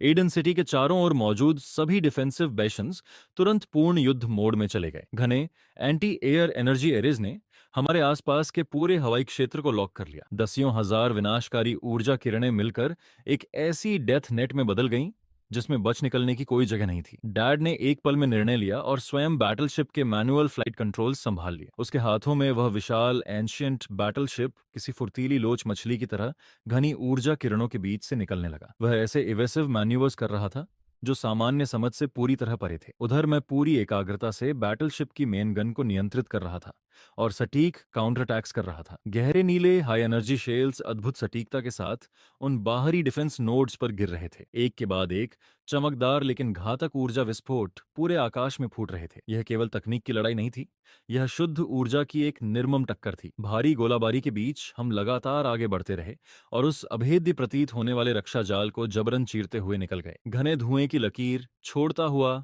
बैटलशिप सीधे एडन सिटी की बाहरी शील्ड से टकराया और उसे तोड़ता हुआ भीतर घुस गया।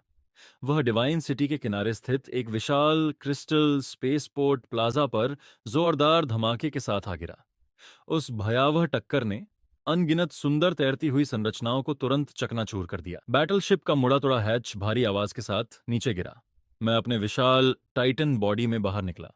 सूरज की रोशनी में मेरा शरीर दमक रहा था और मेरे चारों ओर घुटन पैदा कर देने वाला दबाव फैल रहा था। डैड भी तुरंत 100 मीटर लंबे व्हाइट टाइगर में बदल गया और ऐसी दहाड़ लगाई जिसने धरती को हिला दिया। उस दहाड़ ने घोषणा कर दी कि वेस्टलैंड के विद्रोही आ चुके हैं। देवताओं के इस निषिद्ध क्षेत्र में प्लाजा के चारों ओर जल्दी ही silver white divine city guards की घनी टुकड़ियां जमा हो गईं। उन्होंने अत्याधुनिक बैटल आर्मर पहन रखे थे और हाई फ्रीक्वेंसी सायोनिक वेपन्स थाम रखे थे, लेकिन मेरी और डैड की शक्ति के सामने वे पूरी तरह असहाय थे। मैंने बस लापरवाही से एक मुक्का मारा, उससे निकली भयावह शॉकवेव ने सैकड़ों गार्ड्स को हवा में उड़ा दिया। डैड तो और भी अधिक अजेय था। उसके विशाल टाइगर क्लॉज के हर उग्र प्रहार के साथ एलीट आर्मर्ड गार्ड्स के पूरे पूरे दल मौके पर ही स्क्रैप मेटल के ढेर में बदल जाते थे। हम मेन डिस्ट्रिक्ट की ब्रॉड क्रिस्टल एवेन्यू पर आगे बढ़ते हुए सिटी सेंटर की ओर बढ़ने लगे, लेकिन रास्ते में जो अजीब दृश्य हमने देखे उन्होंने मुझे भीतर तक हिला दिया। इस समृद्ध शहर में प्राकृतिक जीवन का कोई निशान नहीं था। सभी पौधे और दृश्यावली मशीनों तथा ठोस ऊर्जा से निर्मित थे। यहां तक कि भागते हुए नागरिक भी भावहीन और सुन्न दिखाई दे रहे थे। मैंने देखा कि उनमें से हर एक के सिर के पीछे एक ऊर्जा नली लगी हुई थी जो ऊपर मौजूद बादलों से जुड़ी हुई थी। यह कोई पवित्र मंदिर नहीं था, यह एक विशाल नकली फार्म था। जब मुझे लगा कि हम के ही धक्के में इनर सिटी तक पहुंच सकते हैं, तभी क्रिस्टल एवेन्यू के दोनों ओर खड़ी भव्य इमारतें अचानक बेहद विचित्र रूप से मुड़ने और बदलने लगीं। सैकड़ों अर्धजैविक यांत्रिक हंड्स उनके भीतर से फूट पड़े। उनके सिर पर कोई आंख नहीं थी, केवल एक विशाल चमकती लाल आंख थी। उस एकल लाल आंख से घृणित गहरी लाल कोरोसिव एनर्जी की चमक निकल रही थी। डैड ने अपने पंजे के एक ही वार से पहले मैकेनिकल हाउंड को चकनाचूर कर दिया, लेकिन टूटे हुए मैकेनिकल हाउंड के शरीर से अचानक गाढ़ा हरा विषैला धुआं फूट पड़ा। जब डैड ने गलती से उस टॉक्सिक मिस्ट को सांस के साथ भीतर खींच लिया तो उसका विशाल शरीर लड़खड़ा गया। उसका चेहरा तुरंत बदल गया। उसने गंभीर स्वर में कहा, यह toxic mist high dimensional spiritual power को विघटित कर सकती है, इसे छूना मत। मैंने तुरंत ओरिजिन सीक्वेंस की एनर्जी बैरियर सक्रिय कर दी ताकि विषैली गैस को रोका जा सके, लेकिन उन मैकेनिकल हाउंड्स का हमारे साथ सीधे लड़ने का कोई इरादा नहीं था। वे पागलों की तरह हमारी ओर दौड़ते और शील्ड के ठीक बाहर पहुंचकर स्वयं विस्फोट कर लेते। हरा टॉक्सिक मिस्ट लगातार गाढ़ा होता गया और पूरी सड़क को घेर लिया। मैं स्पष्ट रूप से महसूस कर सकता था कि एनर्जी शील्ड तेजी से क्षतिग्रस्त हो रही थी। उससे लगातार सिसकारी जैसी आवाजें निकल रही थीं। अगर यह चलता रहा तो देर सवेर हम इस अजीब टॉक्सिक मिस्ट में निगल लिए जाएंगे। मेरी आंखें ठंडी हो गईं। मैंने सीधे टाइटन ओवरलॉर्ड बॉडी का थर्ड एडवांस्ड फॉर्म सक्रिय कर दिया। पहले से मौजूद गहरे सुनहरे स्केल्स की सतह पर अचानक विनाश से भरी काली लपटें फूट पड़ीं। यह वर्तमान में ओरिजिन सीक्वेंस द्वारा प्रयोग की जा सकने वाली सबसे शक्तिशाली विनाशकारी शक्ति थी, डिस्ट्रक्शन रॉक। मैंने दोनों मुट्ठियां जोर से जमीन पर दे मारी। उग्र काली आग का एक विशाल वलय चारों ओर फैल गया। जहां जहां ब्लैकफायर गुजरी वहां मौजूद हरे विष तुरंत बिना कोई निशान छोड़े जलकर समाप्त हो गए। जो मेक हाउंड्स पास आकर आत्मविस्फोट करने की कोशिश कर रहे थे, वे भी उस भयानक तापमान में तुरंत राख बन गए। जैसे ही टॉक्सिक फॉग साफ हुआ, इनर सिटी का विशाल एनर्जी गेट आखिरकार स्पष्ट दिखाई देने लगा। मैं भारी कदमों से गेट की ओर बढ़ा। मैं उसे अपनी ताकत से तोड़ने ही वाला था। जैसे ही मेरी dark gold fist energy gate पर पड़ने वाली थी, उसकी सतह पर अचानक पानी जैसी अजीब तरंगें फैलने लगीं। उन तरंगों के भीतर से सुनहरे पैटर्न से सजे शानदार सफेद वस्त्र पहने एक आदमी बाहर निकला। उसने अपने चेहरे के ऊपरी हिस्से पर एक अत्यंत सुंदर गोल्डन मास्क पहन रखा था। मास्क के नीचे दिखाई देने वाले उसके होंठ एक बेहद असहज मुस्कान में मुड़े हुए थे। उसने मेरी ओर देखा, हल्की ताली बजाई और कहा, जैसी उम्मीद थी, परफेक्ट नंबर 01। उसकी आवाज में एक अजीब आकर्षण था, लेकिन उसी के साथ वह मुझे अत्यंत खतरनाक भी महसूस हुई। मैंने ठंडे स्वर में कहा, नाटक बंद करो, आज तुम्हारी एडन सिटी का अंत होने वाला है। मास्केड मैन ने सिर हिलाया और तिरस्कार से कहा, तुम इस दुनिया के सत्य के बारे में कुछ नहीं जानते। उसने लापरवाही से अपनी उंगलियां चटकाईं। उसके पीछे मौजूद एनर्जी गेट धीरे धीरे दोनों ओर खुलने लगा। गेट के पीछे का दृश्य इतना चौंकाने वाला था कि मैं और मेरा बूढ़ा आदमी दोनों एक साथ हमला करना भूल गए। वहां एक विशाल पारदर्शी मैट्रिक्स था जो असंख्य कल्चरेशन टैंक से बना हुआ था। उसका कोई अंत दिखाई नहीं देता था। उन टैंक्स के भीतर अनगिनत एक जैसे मानव क्लोन्स तैर रहे थे। वे इतने घने भरे हुए थे कि एक दूसरे से लगभग चिपके हुए लग रहे थे, और उन सभी क्लोन्स का चेहरा बिल्कुल मेरे जैसा था। उनकी आंखें कसकर बंद थीं। उनके पीले शरीरों पर तरह तरह की एक्सट्रैक्शन ट्यूब्स लगी हुई थीं। मास्क्ड मैन ने अपनी दोनों बाहें फैला दी। फिर वह ऐसे पागलों की तरह हंसने लगा मानो किसी महान कलाकृति का प्रदर्शन कर रहा हो। वापस स्वागत है उस जगह पर जहां तुम्हारा जन्म हुआ था, मेरे सबसे गर्वित अल्टीमेट वेसल। यह आखिर हो क्या रहा था? क्या मैं अपने बूढ़े आदमी का जैविक बेटा नहीं था? मैं तुरंत अपने बूढ़े आदमी की ओर मुड़ा।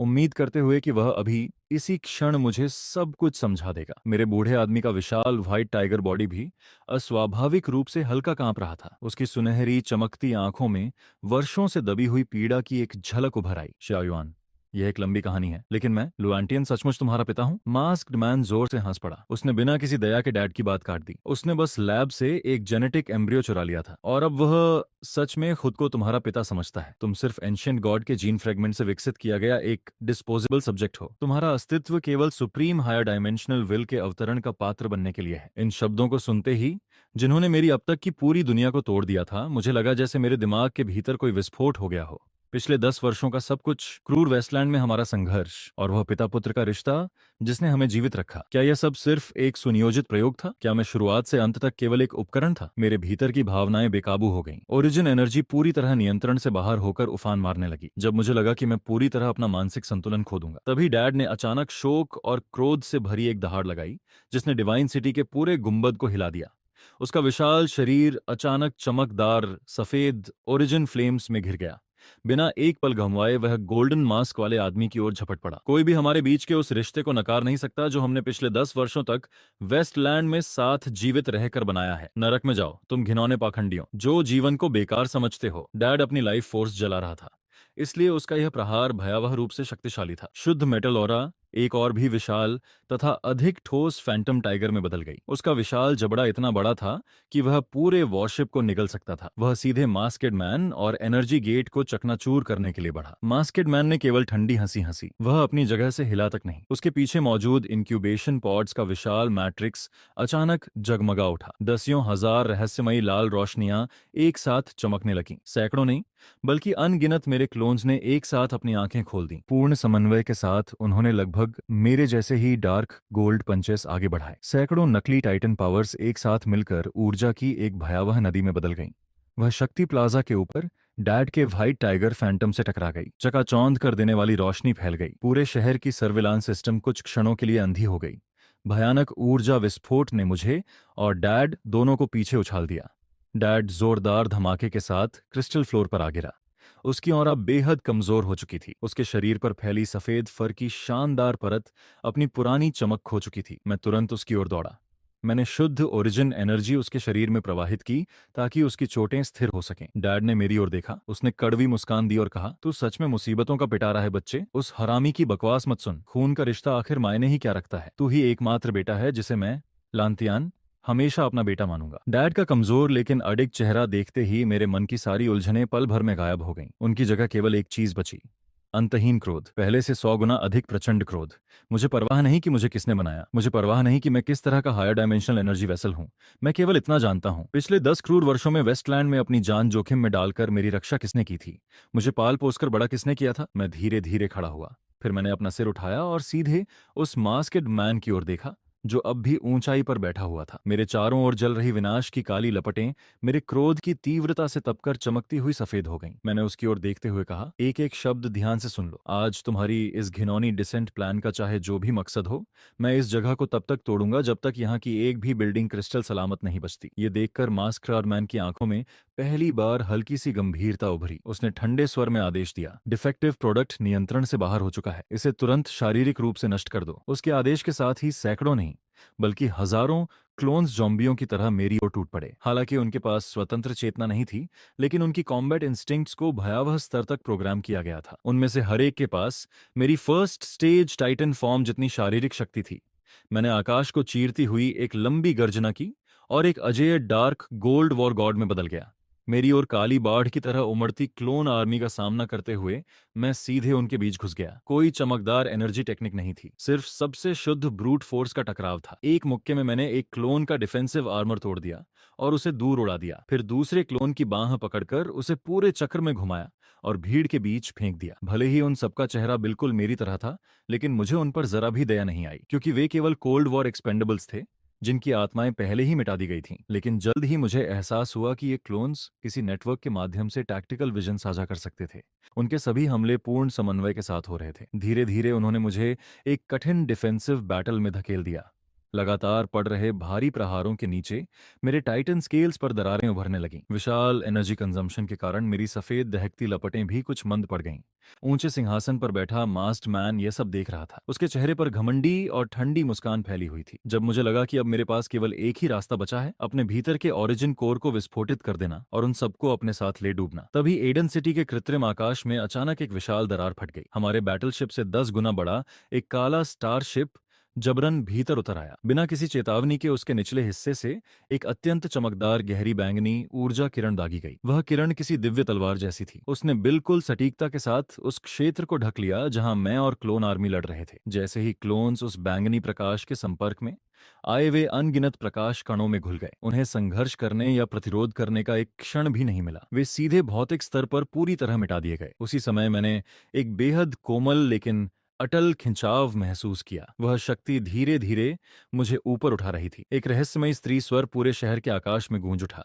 उस आवाज में सर्वोच्च अधिकार और निर्भीक नेतृत्व की शक्ति थी। मैं देखना चाहती हूँ कि इस ब्रह्मांड में कौन है जो स्टार सी रेजिस्टेंस द्वारा वर्षों से खोजे जा रहे होप चाइल्ड को छूने की हिम्मत करता है। जब मास्क्ड मैन ने उस काले स्टारशिप को पूरे आकाश को ढकते देखा, उसका चेहरा तुरंत मौत जैसा पीला पड़ गया। अत्यधिक भय में उसने चीख कर कहा, स्टार सी रेजिस्टेंस, तुम लोग इस जगह को कैसे ढूंढ पाए? लेकिन स्टारशिप की ओर से कोई उत्तर नहीं आया। सिर्फ मेन कैनन के उन्मत्त चार्जिंग की भयावह गर्जना सुनाई दी।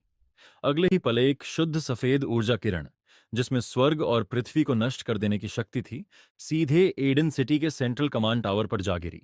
वह केन्यांग सिटी लॉर्ड की स्टार ब्रेकर कैनन से अनगिनत गुना अधिक भयावह डायमेंशनल स्ट्राइक थी। शहर के केंद्र में ऊर्जा का एक विशाल वलय फट पड़ा। अनगिनत एयरबोर्न फोर्ट्रेसेस पलटकर बिखर गए।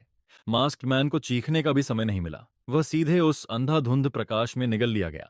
मैंने तुरंत अवसर का लाभ उठाया, मानव रूप में वापस आ चुके अपने गंभीर रूप से घायल बूढ़े आदमी को कंधे पर उठाया। फिर उस बैंगनी प्रकाश मार्ग का अनुसरण करते हुए स्टारशिप के भीतर प्रवेश कर गया। ब्लैक स्टारशिप के भीतर की टेक्नोलॉजी मेरी समझ की सीमाओं से बहुत आगे निकल चुकी थी। काले स्किन टाइट कॉम्बैट सूट में एक महिला मेरी ओर बढ़ी। उसके तीखे लाल बाल थे। उसने मुझे देखा। उसकी आंखों में राहत और सांत्वना की एक जटिल झलक थी। मुझे अपना परिचय देने दो। मैं होंगियन हूँ, रेजिस्टेंस 7th फ्लीट की सुप्रीम कमांडर। हमने पूरे 10 साल तुम्हारी तलाश में बिताए हैं।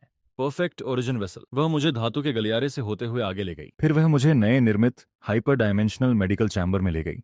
उसने मेरे बेहोश बूढ़े आदमी को लिया और उसे हरे लाइफ एसेंस से भरे रिकवरी फ्लूइड में रख दिया। इसके बाद वह मेरी ओर मुड़ी और अत्यंत गंभीर स्वर में सच बताने लगी। एडन सिटी में खुद को देवता कहने वाले लोग किसी और के हाथों की कठपुतलियां हैं। असली मास्टरमाइंड एक high dimensional crystalline parasitic life form है जो चांद के अंधेरे हिस्से में छिपा हुआ है। वे एडन सिटी का उपयोग पृथ्वी की स्पिरिचुअल एनर्जी की हार्वेस्टिंग के लिए कर रहे हैं और वे पूरे ग्रह को पूरी तरह पर्ज करने की तैयारी कर रहे हैं।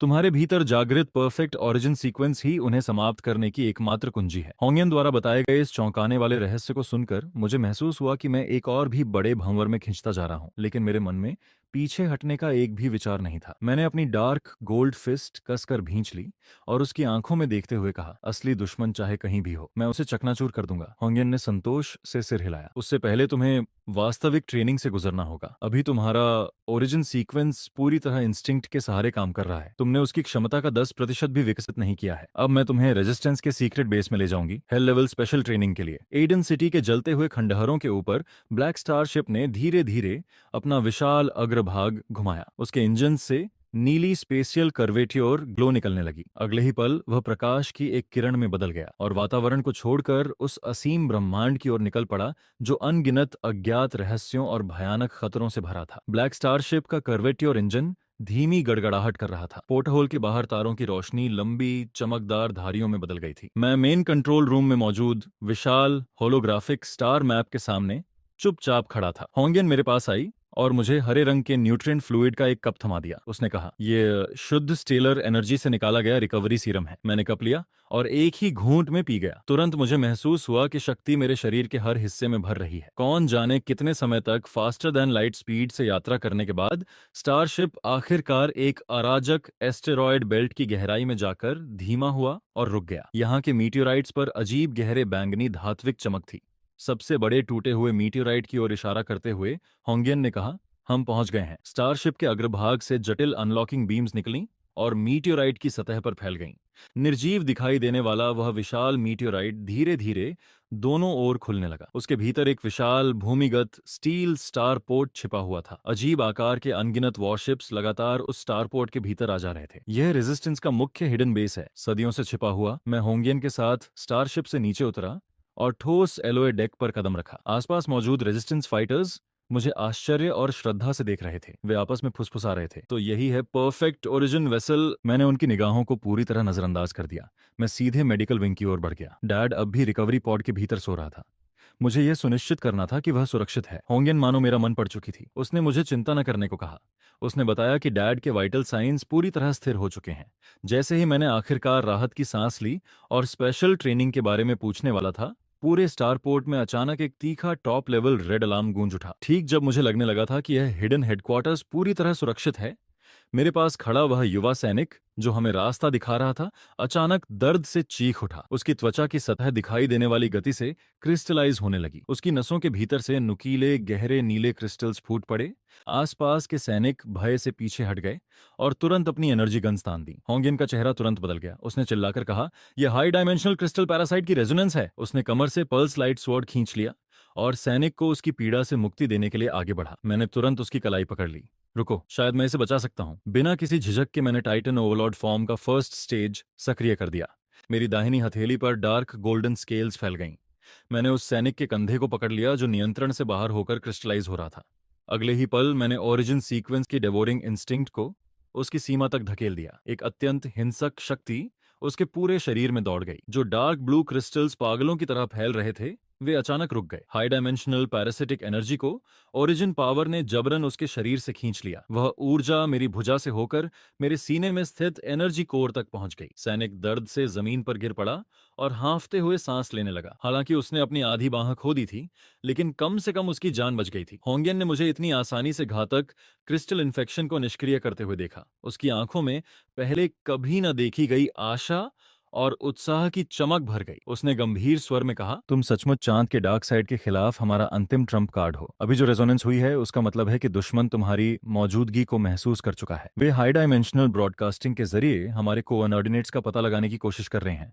अब हमारे पास समय नहीं बचा है। स्पेशल ट्रेनिंग तुरंत शुरू करनी होगी। मैं होंगियन के पीछे पीछे भारी सुरक्षा वाले भूमिगत मार्गों से होकर बेस के सबसे गहरे हिस्से में पहुंचा। वहां एक विशाल ग्रेविटी आइसोलेशन चैम्बर का दरवाजा खड़ा था। उसके पीछे से निकल रही भयावह ऊर्जा तरंगों ने मेरी स्केल्स तक को सिहरने पर मजबूर कर दिया। होंगियन ने गंभीर स्वर में कहा, यह रेजिस्टेंस का अल्टीमेट ट्रायल है। इसके भीतर मौजूद एबिसल फर्नेस चांद के डार्क साइड के सबसे चरम high dimensional crystal pressure environment का सिमुलेशन करता है। यहां तक कि रेजिस्टेंस के सबसे एलीट वॉरियर्स भी इसके भीतर 3 मिनट से अधिक नहीं टिक पाए। मैंने उस भारी एलॉय डोर को देखा और ठंडी हंसी हंसती। मैंने कहा, अगर हमें डिवाइन थ्रोन को तोड़ना है तो ऐसा ट्रायल बिल्कुल सही है। विशाल दरवाजा धीरे धीरे खुलने लगा। उसी क्षण एक दिखाई देने वाली ग्रेविटी वेव सीधे मुझसे टकराई। मैं एक पल भी नहीं रुका, सीधे फर्नेस के भीतर कदम रख दिया। मेरे पीछे एलॉय डोर जोरदार आवाज के साथ बंद हो गया। मैं पूरी तरह भीतर कैद हो गया। आसपास का वातावरण तुरंत एक गहरे नीले क्रिस्टल वेस्टलैंड में बदल गया। हवा लगभग ठोस महसूस होने वाली हाई डायमेंशनल रेडिएशन एनर्जी से भरी हुई थी।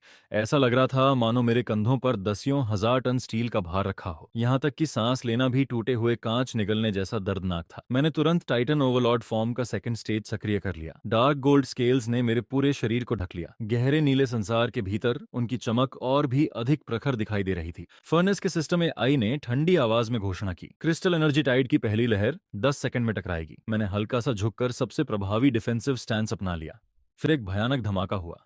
मेरे चारों ओर का क्रिस्टल ग्राउंड अचानक फट गया। हाई डायमेंशनल एनर्जी से भरी अनगिनत नीली लाइट ब्लेड्स तूफान की तरह मेरी ओर टूट पड़ी। मैंने अपनी डार्क गोल्ड फिस्ट्स उठाई और उस विनाशकारी लाइट ब्लेड स्टॉर्म के खिलाफ पूरी ताकत से लड़ना शुरू कर दिया। हर टक्कर के साथ अंधाधुंध चिंगारियां और ऊर्जा की लहरें फूट पड़ती थीं। उस चरम दबाव के नीचे ओरिजिन सीक्वेंस अपने आप ही पागलों की तरह विकसित होने लगा। मैं स्पष्ट रूप से महसूस कर सकता था कि मेरी कोशिकाएं उस संपीड़ित ऊर्जा को लालच से अवशोषित कर रही थीं। जीवन और मृत्यु की सीमा पर खड़ा यह क्रूर दबाव मेरे खून को उबाल रहा था। ठीक जब मुझे लगा कि मैं फर्नेस के चरम दबाव के साथ पूरी तरह अनुकूल हो चुका हूं, पूरे सिमुलेशन स्पेस में फैले गहरे नीले क्रिस्टल्स अचानक अजीब तरीके से पिघलने लगे। एक विशाल पारदर्शी क्रिस्टल उभर आया। फिर वॉइड के भीतर से एक विशाल काय पंजा बाहर निकला। यह कोई सिमुलेशन प्रोग्राम नहीं था, यह किसी हायर डायमेंशनल लाइफ फॉर्म का वास्तविक क्रॉस डायमेंशनल प्रोजेक्शन था। चांद के डार्क साइड पर मौजूद पैरासाइट्स की घृणित आभा सीधे मेरी ओर उमड़ पड़ी। उस विशाल पंजे में तारों को भी कुचल देने वाला भयावह दबाव समाया हुआ था। वह मेरी ओर काटता हुआ नीचे आया।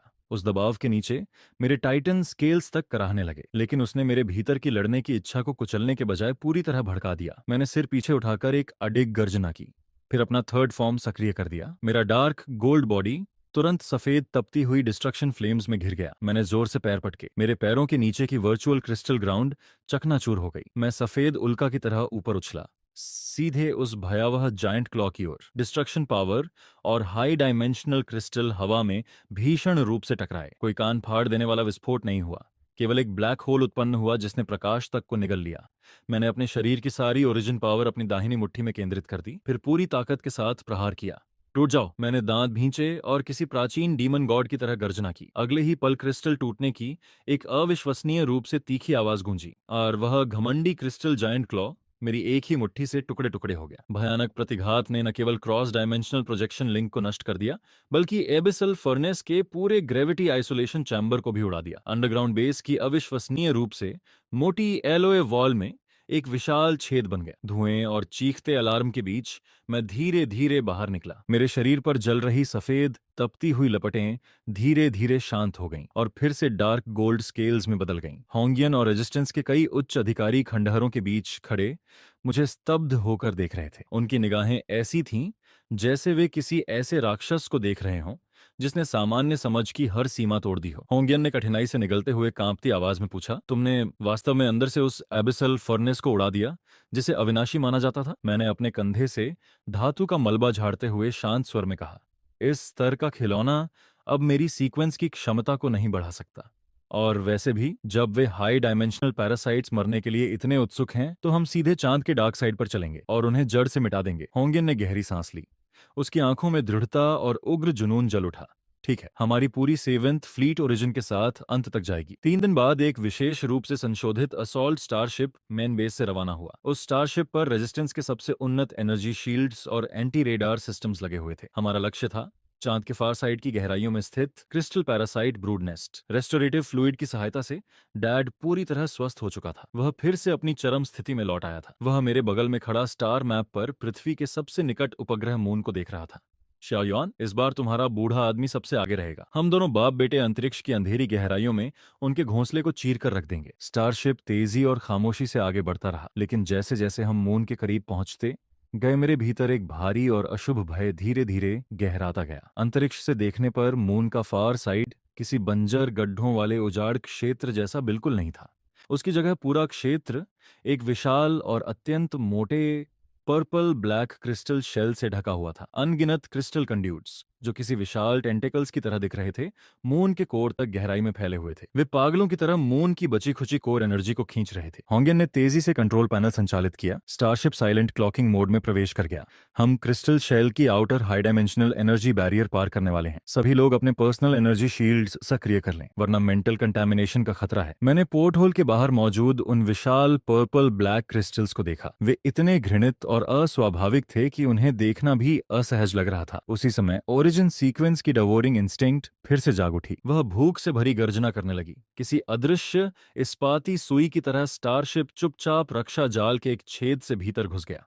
लेकिन ठीक जब हम मून की सतह पर उतरने वाले थे, कंट्रोल कंसोल पर मौजूद सभी रडार स्क्रीन एक साथ स्टैटिक नॉइज़ से भर गए। मैंने सोचा था कि हमारा क्लॉकिंग सिस्टम हर प्रकार की स्कैन टेक्नोलॉजी को धोखा दे सकता है, लेकिन तभी स्टारशिप के ऊपर से एक भयानक आवाज गूंजी। धड़ाम, ऐसा लगा मानो पूरा स्टारशिप अभी टूटकर बिखर जाएगा। एक क्रिस्टल एंशिएंट ड्रैगन जिसकी लंबाई 500 मीटर से भी अधिक थी, सीधे स्टारशिप के आर्मर पर आ गिरा। उसके अविश्वसनीय रूप से धारदार क्रिस्टल क्लॉज ने पल भर में स्टारशिप की क्लॉकिंग लेयर को फाड़ डाला। उसकी विशाल डार्क पर्पल आई सॉकेट्स के भीतर ठंडी हाई डायमेंशनल सोलफायर जल रही थी। होंगियन चीख उठी, बुरा हो गया, ये ब्रूड नेस्ट का अल्टीमेट गार्डियन है, injustice prison nether dragon. Nether dragon ने अपना विशाल मुंह खोला।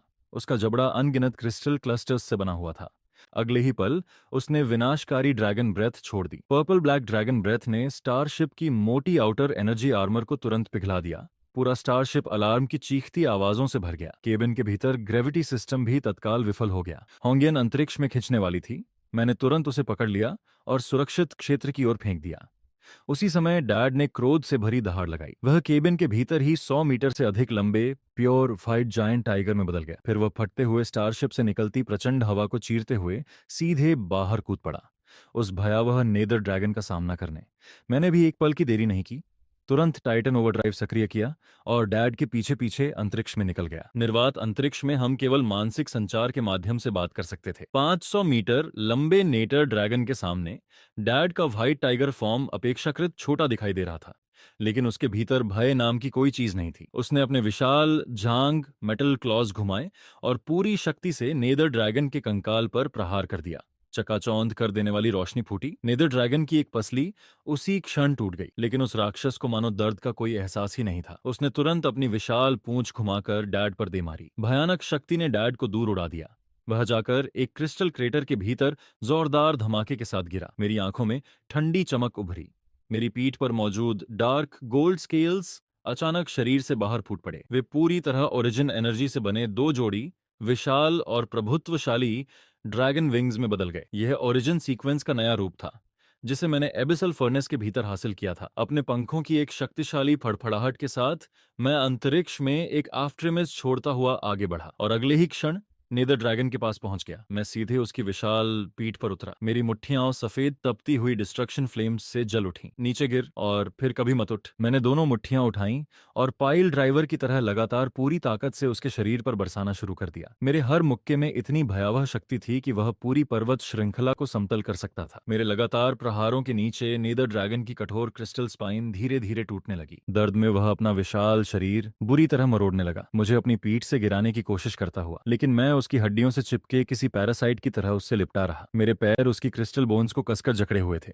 दोनों हाथों से मैंने उसकी गर्दन के पीछे मौजूद कोर सोर्स को पकड़ लिया। ओरिजिन सीक्वेंस की डिवॉरिंग इंस्टिंक्ट पूरी तरह सक्रिय हो गई। मैंने पागलों की तरह उस नेदर ड्रैगन की हाई डायमेंशनल एनर्जी को सोखना शुरू कर दिया। नेदर ड्रैगन ने एक मॉनसोल रोर छोड़ी और अंतरिक्ष में बेतहाशा लौटने लगा। उसके शरीर से निकल रही हाई डायमेंशनल रेडिएशन इतनी भयानक थी कि किसी साधारण इंसान को पल भर में पागल बना सकती थी, लेकिन मेरे भीतर मौजूद ओरिजिन कोर एक ऐसे ब्लैक होल की तरह था जिसे कभी भरा नहीं जा सकता था। वह लगातार उस घातक रेडिएशन को मेरी इवोल्यूशन के ईंधन में बदलता जा रहा था। कुछ ही सेकंड में नेटर ड्रैगन का प्रतिरोध स्पष्ट रूप से कमजोर पड़ने लगा। उसकी आई सॉकेट्स में जल रही ठंडी सोल फायर भी हवा में बुझती मोमबत्ती की तरह मंद होने लगी। मैंने क्रोध से गर्जना की और अपनी दोनों भुजाओं में पूरी शक्ति भर दी। चटाक! मैंने उस क्रिस्टल कोर को उसकी गर्दन से जड़ सहित बाहर खींच लिया। कोर खोते ही नेदर ड्रैगन का शरीर तुरंत बिखर गया।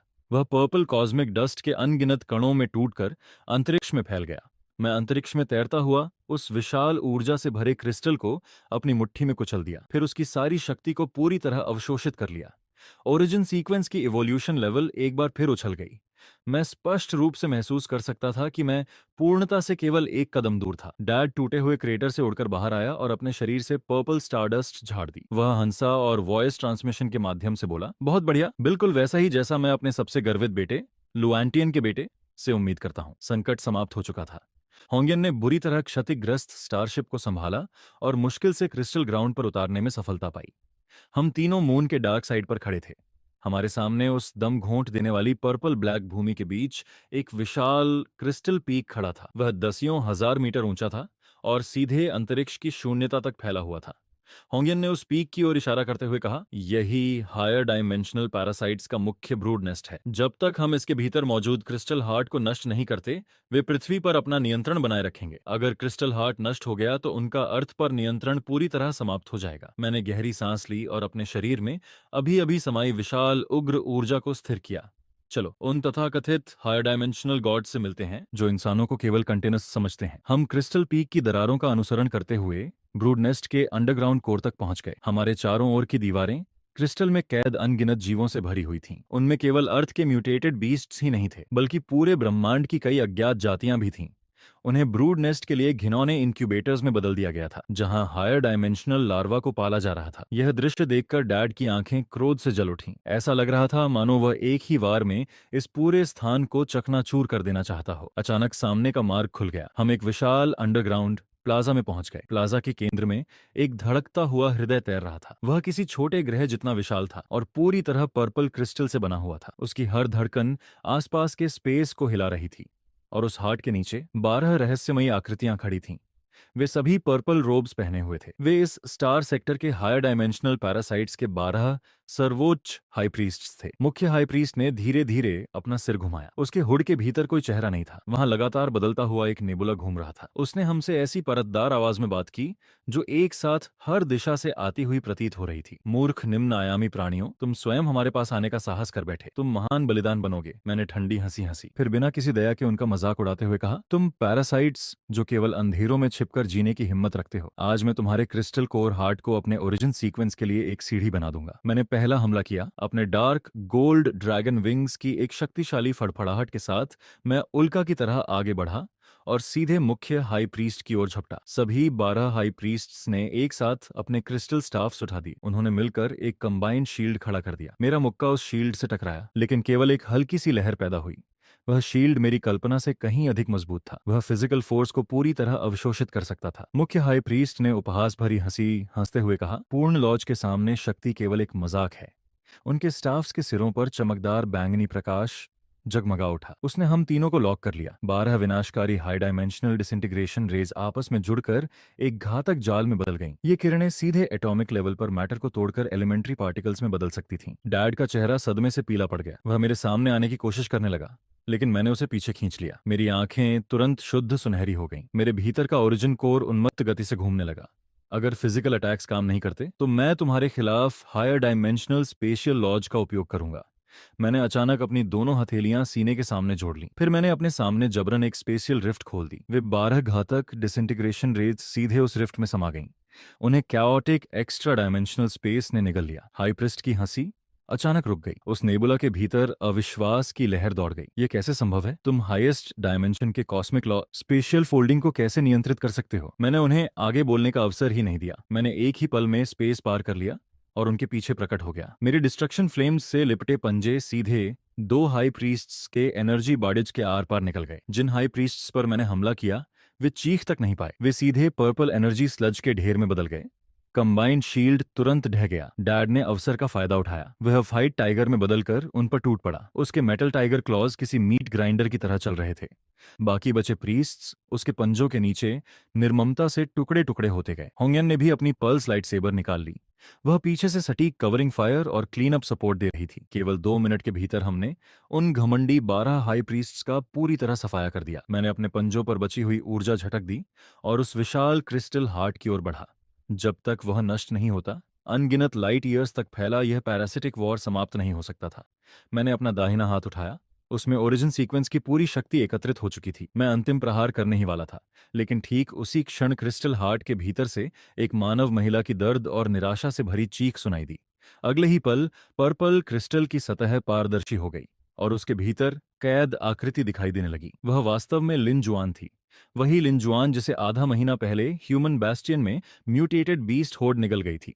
उसका पूरा शरीर पर्पल 4 ट्यूब्स से ढका हुआ था।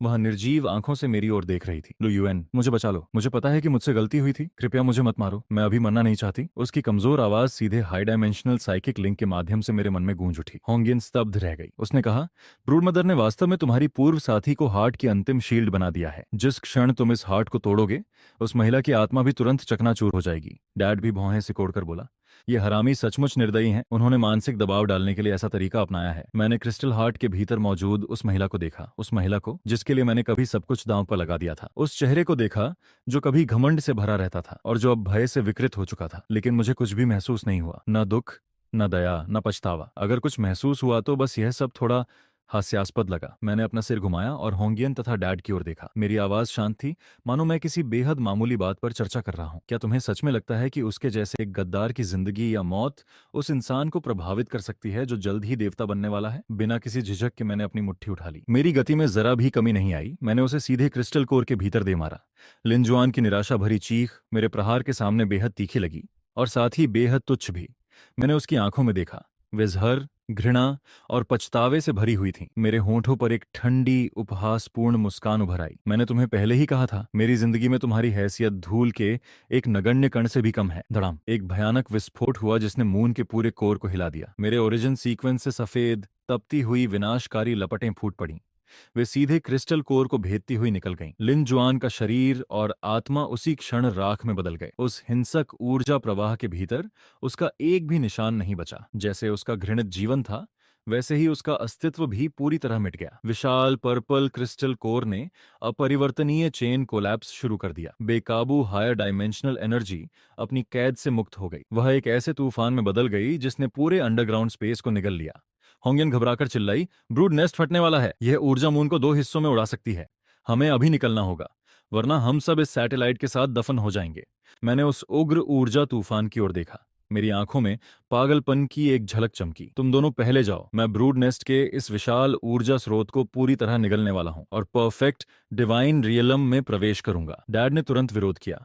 यह बहुत खतरनाक है, इतनी शक्ति तुम्हें फाड़कर टुकड़े टुकड़े कर देगी। मैंने स्पेशियल लॉ का उपयोग करके जबरन एक नया स्थिर टेलीपोर्टेशन पासेस खोल दिया। बिना और कुछ कहे मैंने डैड और होंगियन दोनों को उसके भीतर धकेल दिया, फिर उनके लौटने का रास्ता पूरी तरह बंद कर दिया। चिंता मत करो ओल्ड मैन, मैंने तुमसे पहले ही कहा था, मैं इस ब्रह्मांड के हर निश्चित नियम को तोड़ दूंगा। मैं मुड़ा और उस उग्र ऊर्जा सागर का सामना किया जो तारों को नष्ट कर सकता था। मैंने टाइटन ओवरलॉर्ड बॉडी को समाप्त कर दिया और अपने सबसे शुद्ध मानव रूप में तूफान के केंद्र में तैरने लगा। मेरे सीने में स्थित ओरिजिन कोर अभूतपूर्व डार्क गोल्ड प्रकाश से चमक उठा। आओ, मुझे दिखाओ कि यह तथाकथित अल्टीमेट हायर डायमेंशनल एनर्जी वास्तव में क्या कर सकती है और यह मुझे कितनी ऊंचाइयों तक पहुंचा सकती है। उग्र बैंगनी ऊर्जा बांध टूटने के बाद आई सुनामी की तरह मेरे शरीर में घुस पड़ी। वह मेरे शरीर की हर कोशिका में जबरन समाने लगी। यह पीड़ा मेरे किसी भी पिछले अवेकनिंग से हजारों गुना अधिक भयानक थी।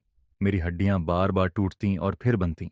मेरी मांसपेशियां बार बार फटती और फिर ठीक हो जाती। जैसे जैसे दर्द बढ़ता गया, मेरी चेतना धुंधली पड़ने लगी। ऐसा लग रहा था मानो मैं किसी अंतहीन अबिस में गिर रहा हूं। लेकिन मैंने अपनी बची हुई अंतिम चेतना को कसकर पकड़े रखा। मैं इस स्तर के दर्द के आगे झुकने वाला नहीं था। मुझे नहीं पता कितना समय बीता, शायद केवल एक पल या शायद कई लंबे शताब्दियों, लेकिन अंततः वह विश्व विनाशकारी ऊर्जा तूफान पूरी तरह मेरे भीतर समा गया। मून के डार्क साइड पर फैला पर्पल ब्लैक क्रिस्टल शेल अपनी ऊर्जा खो बैठा। वह विशाल पैमाने पर टूटने और बिखरने लगा। मैंने धीरे धीरे अपनी आंखें खोलीं। मैं अनंत वॉइड में तैर रहा था। मेरी पुतलियां अब गहरे कॉस्मिक स्टार फील्ड में बदल चुकी थीं। मेरे शरीर पर न कोई विशाल स्केल्स थे, न कोई अतिरंजित फ्लेम्स, केवल पूर्णतः संतुलित और निर्दोष शरीर रेखाएं थीं। उनके ऊपर हल्की डार्क गोल्ड डिवाइन रेडियंस बह रही थी। यह था ओरिजिन सीक्वेंस का अंतिम रूप, 100% अवेकनिंग की अवस्था, कॉस्मिक गॉड का शरीर। मैंने सहजता से अपना हाथ उठाया और हल्का सा इशारा किया। मेरे आसपास टूटा हुआ वॉइड चमत्कारिक रूप से स्वयं ठीक होने लगा। फिर मैंने धीरे से अपना सिर झुकाया और नीचे की ओर देखा।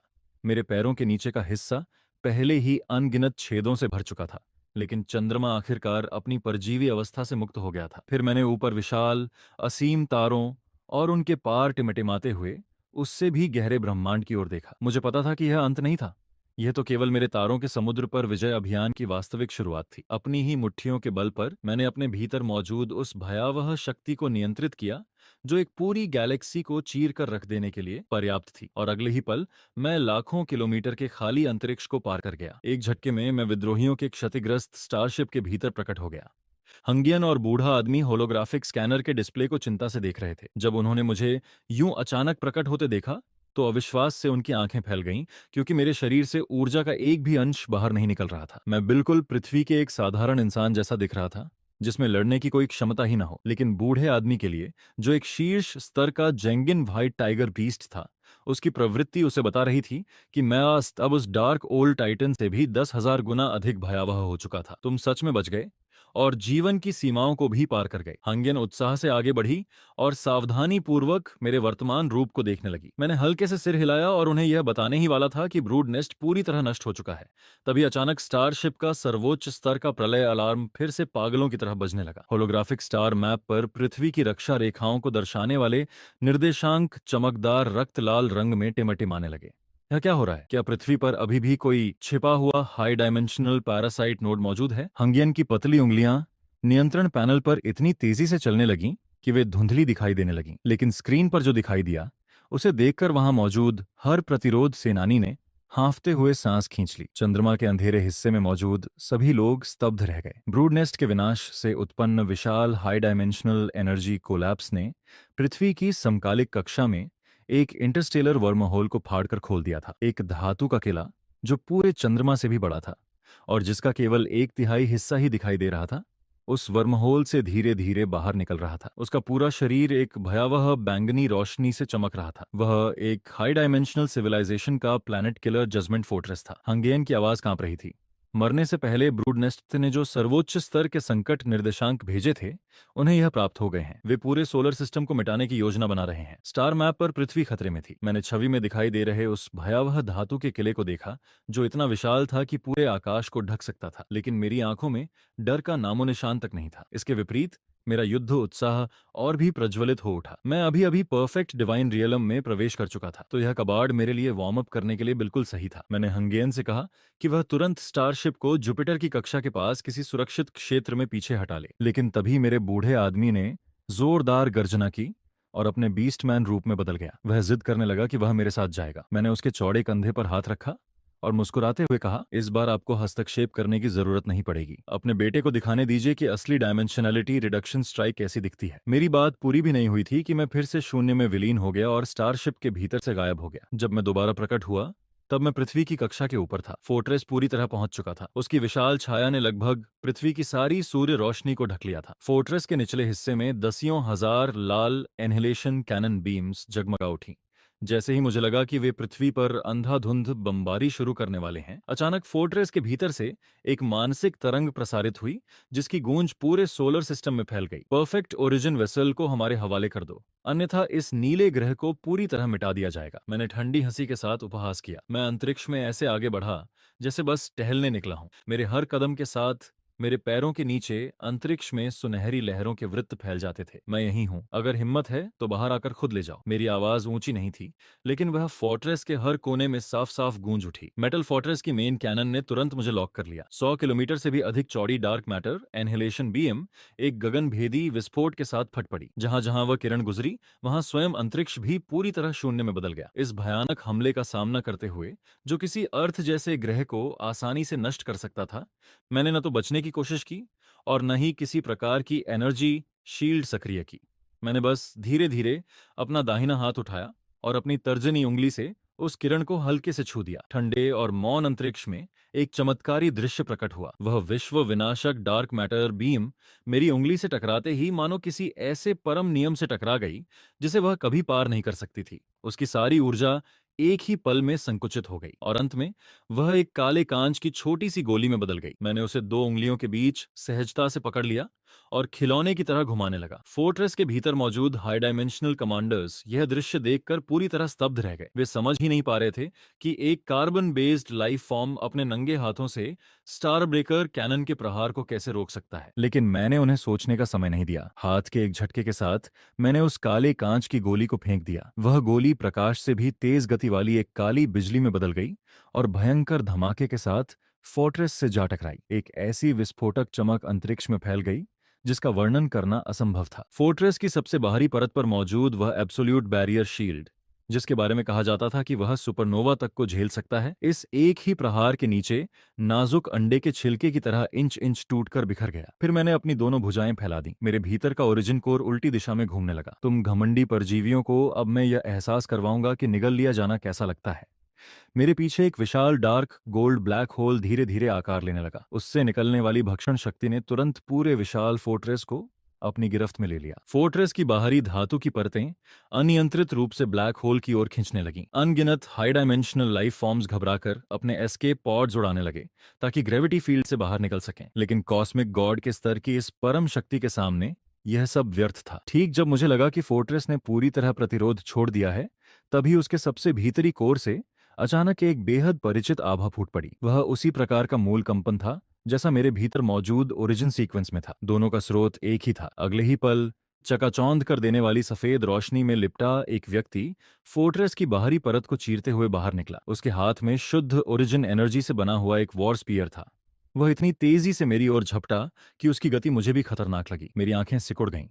मैंने शरीर मोड़कर उस घातक वार से बचाव किया और बैकहैंड से उसके स्पीयर को पकड़ लिया। सफेद रोशनी धीरे धीरे छंट गई और उसके पीछे जो चेहरा दिखाई दिया उसे देखकर मैं पूरी तरह स्तब्ध रह गया। वह बिल्कुल लुजानतियोन जैसा दिखता था, इस शरीर के पिता जैसा। लेकिन मैं जानता था कि वह मेरा बूढ़ा आदमी नहीं हो सकता, क्योंकि मेरे पिता अभी भी जुपिटर की कक्षा में थे। तुम कौन हो? तुम्हारे पास मेरे पिता का चेहरा और ओरिजिन की आभा क्यों है? उस आदमी ने मेरी ओर ठंडी नजरों से देखा।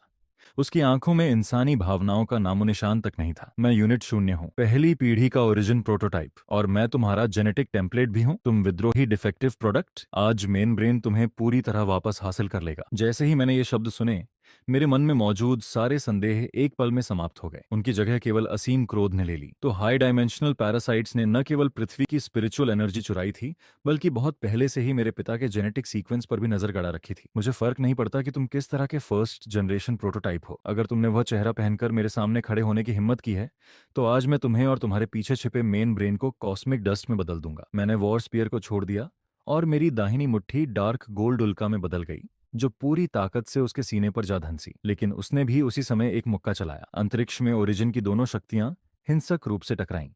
अब यह वास्तव में देवताओं की लड़ाई थी। हमारे आसपास का अंतरिक्ष इस संघर्ष से चकनाचूर हो गया। हालांकि उसका कॉस्मिक डिवाइन बॉडी मेरे जितना परिपूर्ण नहीं था, लेकिन उसके भीतर की ओरिजिन एनर्जी किसी तरह अंतहीन थी, मानो वह पूरे ब्रह्मांड से जुड़ी हुई हो। जल्दी ही मुझे एहसास हो गया कि वह अपनी शक्ति से नहीं लड़ रहा था। वह उस विशाल मेटल फोर्ट्रेस के भीतर मौजूद स्टेलर कोर रिएक्टर से शक्ति खींच रहा था। अगर तुम इसे अट्रीशन बैटल बनाना चाहते हो, तो मैं तुम्हें वही दूंगा जो तुम चाहते हो, तुम बेजान कठपुतली। मैंने अब खुद को रोकना बंद कर दिया। मेरे पीछे मौजूद डार्क गोल्ड ब्लैक होल तुरंत 10 गुना बड़ा हो गया। अब मैं केवल फोर्ट्रेस की बाहरी परत को ही नहीं निकल रहा था, मैं उसके द्वारा छोड़ी जा रही ऊर्जा को भी निकल रहा था। आखिरकार उसके चेहरे पर पहली बार दर्द की झलक दिखाई दी। उसका मशीन कोर ओवरलोड होने लगा था। जिस क्षण उसकी गति धीमी हुई, मैं पहले ही उसके सामने पहुंच चुका था। मैंने दोनों हाथों से उसके कंधों को कसकर पकड़ लिया और पूरी ताकत से उसे मेटल फोर्ट्रेस पर दे मारा। भयावह टक्कर ने फोर्ट्रेस की मोटी बाहरी परत में सीधा एक विशाल छेद बना दिया। मैं भी तुरंत उसके पीछे पीछे डार्क गोल्ड प्रकाश की एक लकीर बनकर फोर्ट्रेस के अंदरूनी मार्गों में घुस गया। मैं इस हायर डायमेंशनल सिविलाइजेशन के स्टार डिस्ट्रॉइंग वेपन को भीतर से पूरी तरह चकनाचूर कर देना चाहता था। फोर्ट्रेस के भीतर एक विशाल मैकेनिकल मेज मौजूद था। नीली चमक से दमकती अनगिनत हाई डायमेंशनल कॉम्बैट मशीन्स कीड़ों के झुंड की तरह मेरी ओर उमड़ पड़ी। लेकिन परम डिवाइन पावर के सामने संख्या का अब कोई अर्थ नहीं रह गया था। मेरे हर मुक्के के साथ मशीन इंसेक्ट्स के बड़े बड़े झुंड तुरंत वाष्पित होकर शून्य में बदल जाते थे। उस परिचित सोर्स ऑरा का पीछा करते हुए मैं फोर्ट्रेस के सबसे गहरे हिस्से तक लड़ता हुआ पहुंच गया। आखिरकार मैं एक विशाल और भव्य मेटल हॉल में पहुंचा। मेरे पिता का चेहरा पहने फर्स्ट जनरेशन प्रोटोटाइप हॉल के बीचों बीच खड़ा था। उसके पीछे 9 रंगों की रोशनी से चमकता हुआ एक अजीब पॉलीहेड्रॉन तैर रहा था। वह पॉलीहेड्रॉन लगभग जीवित प्रतीत हो रहा था। वह लगातार धड़क रहा था और उससे लौ की शक्ति निकल रही थी। प्रोटोटाइप ने अपने मुंह के कोने से बह रहे सुनहरे रक्त को पोंछा और पॉलीहेड्रॉन की ओर इशारा करते हुए कहा, यह हमारी हायर डायमेंशनल सिविलाइजेशन का सर्वोच्च कोर है, ओमनिजेंट और ओमनिपोटेंट कॉस्मिक क्यूब। जब तक क्यूब अस्तित्व में है, मैं अनंत बार पुनर्जन्म ले सकता हूँ और हर बार मेरी शक्ति दोगुनी हो जाएगी। उसके इतना कहते ही उसका क्षतिग्रस्त शरीर तुरंत पूर्ण अवस्था में लौट आया। यहाँ तक कि उसके चारों ओर की ओरिजिन ऑरा भी कुछ क्षण पहले की तुलना में पूरी तरह दोगुनी हो चुकी थी। मैंने हल्के से अपनी आंखें सिकोड़ लीं और उस तथाकथित ओमनिसियंट और ओमनिपोटेंट कॉस्मिक क्यूब को घूरने लगा। मैंने कहा, इस दुनिया में ओमनिसियंट और ओमनिपोटेंट जैसी कोई अजेय सत्ता नहीं होती, और अगर होती भी है तो वह केवल मेरी ये मुट्ठियां हो सकती हैं जो हर लॉ को तोड़ सकती हैं। अचानक मैंने दोनों पैरों को पूरी ताकत से जमीन पर दे मारा। पूरा मेटल हॉल का फर्श मेरे कदम के नीचे गहराई तक धंस गया। मैं एक उग्र सुपरनोवा की तरह सीधे फर्स्ट जनरेशन प्रोटोटाइप की ओर टूट पड़ा। उसने क्रोध से गर्जना की और अपना बैटल स्पीयर घुमाकर मेरे अजेय आक्रमण को रोकने की कोशिश की। लेकिन मेरे पूर्ण जागृत अल्टीमेट ओरिजिन पावर के सामने वह कुछ भी नहीं था। एक ही मुक्के में मैंने उसका ओरिजिन बैटल स्पीयर तोड़ दिया। फिर अगले ही पल एक लात उसके सीने पर दे मारी, जिसने उसकी छाती को चूर चूर कर दिया। ठीक जब मुझे लगा कि वह फिर से क्यूब की शक्ति का उपयोग करके स्वयं को अनंत बार पुनर्जीवित करने वाला है, तभी अचानक मेरी पीठ के पीछे से एक अत्यंत घातक ठंडक का एहसास हुआ। मेरे पीछे के खाली अंतरिक्ष से अचानक बिना किसी चेतावनी के सैकड़ों जंजीरें निकल पड़ीं। ये जंजीरें पूरी तरह 9 रंगों की रोशनी से बनी थीं और अपने साथ एक अटल सर्वोच्च लॉ लेकर आई थीं। एक ही पल में उन्होंने मेरे हाथ पैरों और धड़ को हवा में कसकर जकड़ लिया। मैंने पूरी ताकत से संघर्ष किया, लेकिन जल्द ही महसूस किया कि मेरे भीतर की ओरिजिन पावर पूरी तरह दबा दी गई थी। जिस प्रोटोटाइप की छाती मुझे चकनाचूर कर देनी चाहिए थी, वह अब अजीब मुस्कान के साथ मुझे देख रहा था। उसकी छाती का घाव तुरंत भर गया। वह धीरे धीरे मेरे पास आया और दया भरी नजरों से मुझे देखने लगा। क्या तुम्हें लगा कि मैं तुमसे लड़ रहा था? मैं तो सिर्फ क्यूब को सक्रिय करने के लिए समय खरीद रहा था। सच्ची ओमनिशंस और ओमनिपोटेंस तुम्हारे शरीर के मूल जेनेटिक कोड को अपनी इच्छा से दोबारा लिख सकती है। उसने हाथ बढ़ाकर मेरी पेशानी पर रख दिया। अचानक मुझे लगा जैसे भयावह डेटा की बाढ़ मेरे मस्तिष्क में घुस रही हो। वह पिछले 10 वर्षों में इंसान के रूप में मेरे सभी अनुभवों, भावनाओं और यादों को जबरन मिटाकर मुझे अपने जैसा ठंडा हत्यारा हथियार बनाना चाहता था। वेस्टलैंड में मेरा संघर्ष, ओल्ड मैन की मुस्कान और हंगेयन की उम्मीदें, ये सारी यादें मेरे दिमाग में पागलों की तरह चमकने लगीं। नहीं, मैं तुम जैसे घिनौने पैरासाइट्स को कभी सफल नहीं होने दूंगा। मैंने अपनी आत्मा की गहराइयों से एक उन्मादी गर्जना की और बलपूर्वक मुहर तोड़ने की कोशिश की, लेकिन क्यूब के सर्वोच्च कॉस्मिक लॉज के दमन के सामने मेरा प्रतिरोध बेहद कमजोर लग रहा था। क्या मैं अभी अभी डिविनिटी के क्षेत्र में पहुंचा था, केवल इस विकृत जगह पर गिरने के लिए? ठीक उसी निर्णायक क्षण में मेरे सीने के भीतर मौजूद ओरिजिन कोर, जो अब तक शांत था, अचानक फट पड़ा। उससे अराजक धूसर प्रकाश निकला, एक ऐसा प्रकाश जो कॉस्मिक लॉज से पूरी तरह मुक्त था। उस शक्ति ने भारी बल के साथ मेरे मस्तिष्क में घुस रहे डेटा प्रवाह को तुरंत निगल लिया। फिर वह धूसर शक्ति उलटी दिशा में 9 रंगों वाली जंजीरों के साथ बहती हुई सीधे क्यूब की ओर जा पहुंची। वह तथाकथित सर्वज्ञ और सर्वशक्तिमान कॉस्मिक क्यूब वास्तव में भय से कांप उठा। फर्स्ट जनरेशन प्रोटोटाइप ने भयभीत होकर तुरंत अपना हाथ पीछे खींच लिया और लड़खड़ाते हुए पीछे हट गया। ऐसा लग रहा था जैसे उसने कोई शैतान देख लिया हो। यह असंभव है। तुम्हारे भीतर हायर डायमेंशनल लॉज से भी ऊपर कैओटिक ओरिजिन कैसे हो सकता है? मैंने ठंडी हंसी छोड़ी। मेरे चारों ओर लिपटी 9 रंगों की जंजीरें धूसर प्रकाश के क्षरण से इंच इंच टूटने लगीं। मैंने उसकी ओर देखते हुए कहा, मैंने पहले भी कहा था, मैं केवल पृथ्वी की सीमाएं नहीं तोड़ूंगा, मैं इस तारों भरे समुद्र के नियमों को भी अपने पैरों तले कुचल दूंगा। मैंने अपनी स्वतंत्रता वापस पा ली। एक बार फिर मैंने कैओटिक ओरिजिन की उस धूसर शक्ति को एकत्र किया। कोई भव्य तकनीक नहीं, कोई चमकदार चाल नहीं, सिर्फ एक सीधा और क्रूर मुक्का। उस मुक्के ने अंतरिक्ष की दूरी को पूरी तरह नजरअंदाज कर दिया और सीधे कॉस्मिक क्यूब पर जा लगा। उस टक्कर का भार ऐसा था मानो पूरे ब्रह्मांड को मौन कर दिया गया हो। 9 रंगों की रोशनी से चमकता वह पॉलीहेड्रॉन वास्तव में मेरे मुक्के से फट गया। प्रोटोटाइप ने एक तीखी और निराश चीख निकाली। उसका शरीर क्यूब के साथ साथ टूटने लगा। दरारों से अनगिनत हायर डायमेंशनल एनर्जी की धाराएं उफनकर बाहर निकल पड़ीं और मेरे ओरिजिन कोर ने उन्हें लालच से निगलना शुरू कर दिया। पूरा स्पायर क्लास मेटल फोर्ट्रेस अपने कोर एनर्जी के सहारे से वंचित हो गया। वह पूरी तरह बिखरने लगा। मैंने उस नकली ओल्ड मैन पर कोई ध्यान नहीं दिया जो राख में बदल रहा था। मैं तुरंत मुड़ा और बाहर की ओर दौड़ पड़ा। यह विशालकाय चीज विस्फोट होने वाली थी, इतनी शक्ति के साथ कि आसपास के कई ग्रह पूरी तरह नष्ट हो सकते थे। मुझे विस्फोट होने से पहले जुपिटर की कक्षा तक वापस पहुंचना था, ताकि ओल्ड मैन और हंगेन के स्टारशिप की रक्षा कर सकूं। मैं धूसर प्रकाश की एक लकीर में बदल गया और पूरी गति से ढहते हुए मेटल मेज के बीच से निकल गया। फोर्ट्रेस के पूरी तरह विस्फोट होने से ठीक 1 सेकंड पहले मैं उसकी मोटी बाहरी परत को चीर कर बाहर निकल आया। मेरे पीछे 10,000 सूर्यों से भी अधिक चमकदार भयावह प्रकाश फूट पड़ा। उस विस्फोट से उत्पन्न विशाल शॉक वेव और गामा रे बर्स्ट पूरे अंतरिक्ष में फैल गए।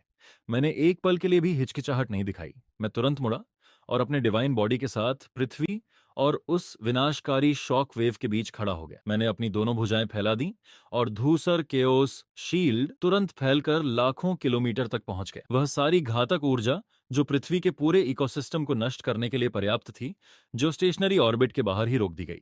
मैं एक अचल ब्रह्मांडीय दीवार की तरह खड़ा था, अपनी पूरी शक्ति झोंककर उस होम वर्ल्ड की रक्षा कर रहा था जहां मैं बड़ा हुआ था। जब विस्फोट के अंतिम झटके भी आखिरकार शांत हो गए, तब पृथ्वी की कक्षा में धातु के मलबे का एक विशाल क्षेत्र दिखाई देने लगा। मैंने लंबी सांस छोड़ी। मुझे महसूस हुआ कि इस संकट के बाद मेरे भीतर की शक्ति और भी अधिक परिष्कृत हो गई थी। मैंने एक बार फिर स्पेशल ट्रेवर्सल सक्रिय किया और जुपिटर की कक्षा के पास छिपे रेबल स्टारशिप में लौट आया। जब डैड ने देखा कि मैं सुरक्षित वापस आ गया हूं, तो वह तुरंत दौड़ कर आए और मुझे कसकर गले लगा लिया। हंगेयन होलोग्राफिक स्क्रीन पर पूरी तरह नष्ट हो चुके फोर्ट्रेस को देख रही थी। उसकी आंखें आश्चर्य और श्रद्धा से भरी हुई थीं। तुमने सिर्फ हायर डायमेंशनल सिविलाइजेशन के जजमेंट फोर्ट्रेस को ही नष्ट नहीं किया, तुमने पृथ्वी की भी रक्षा की है। तुम एक चमत्कार हो। मैंने सिर हिलाया और कहा, हायर डायमेंशनल सिविलाइजेशन की वास्तविक शक्ति निश्चित रूप से इससे कहीं अधिक है। हमें तैयार रहना होगा। और सचमुच, जैसे ही मैंने यह बात पूरी की, स्टारशिप का कम्युनिकेशन चैनल अचानक किसी बाहरी शक्ति द्वारा जबरन खोल दिया गया।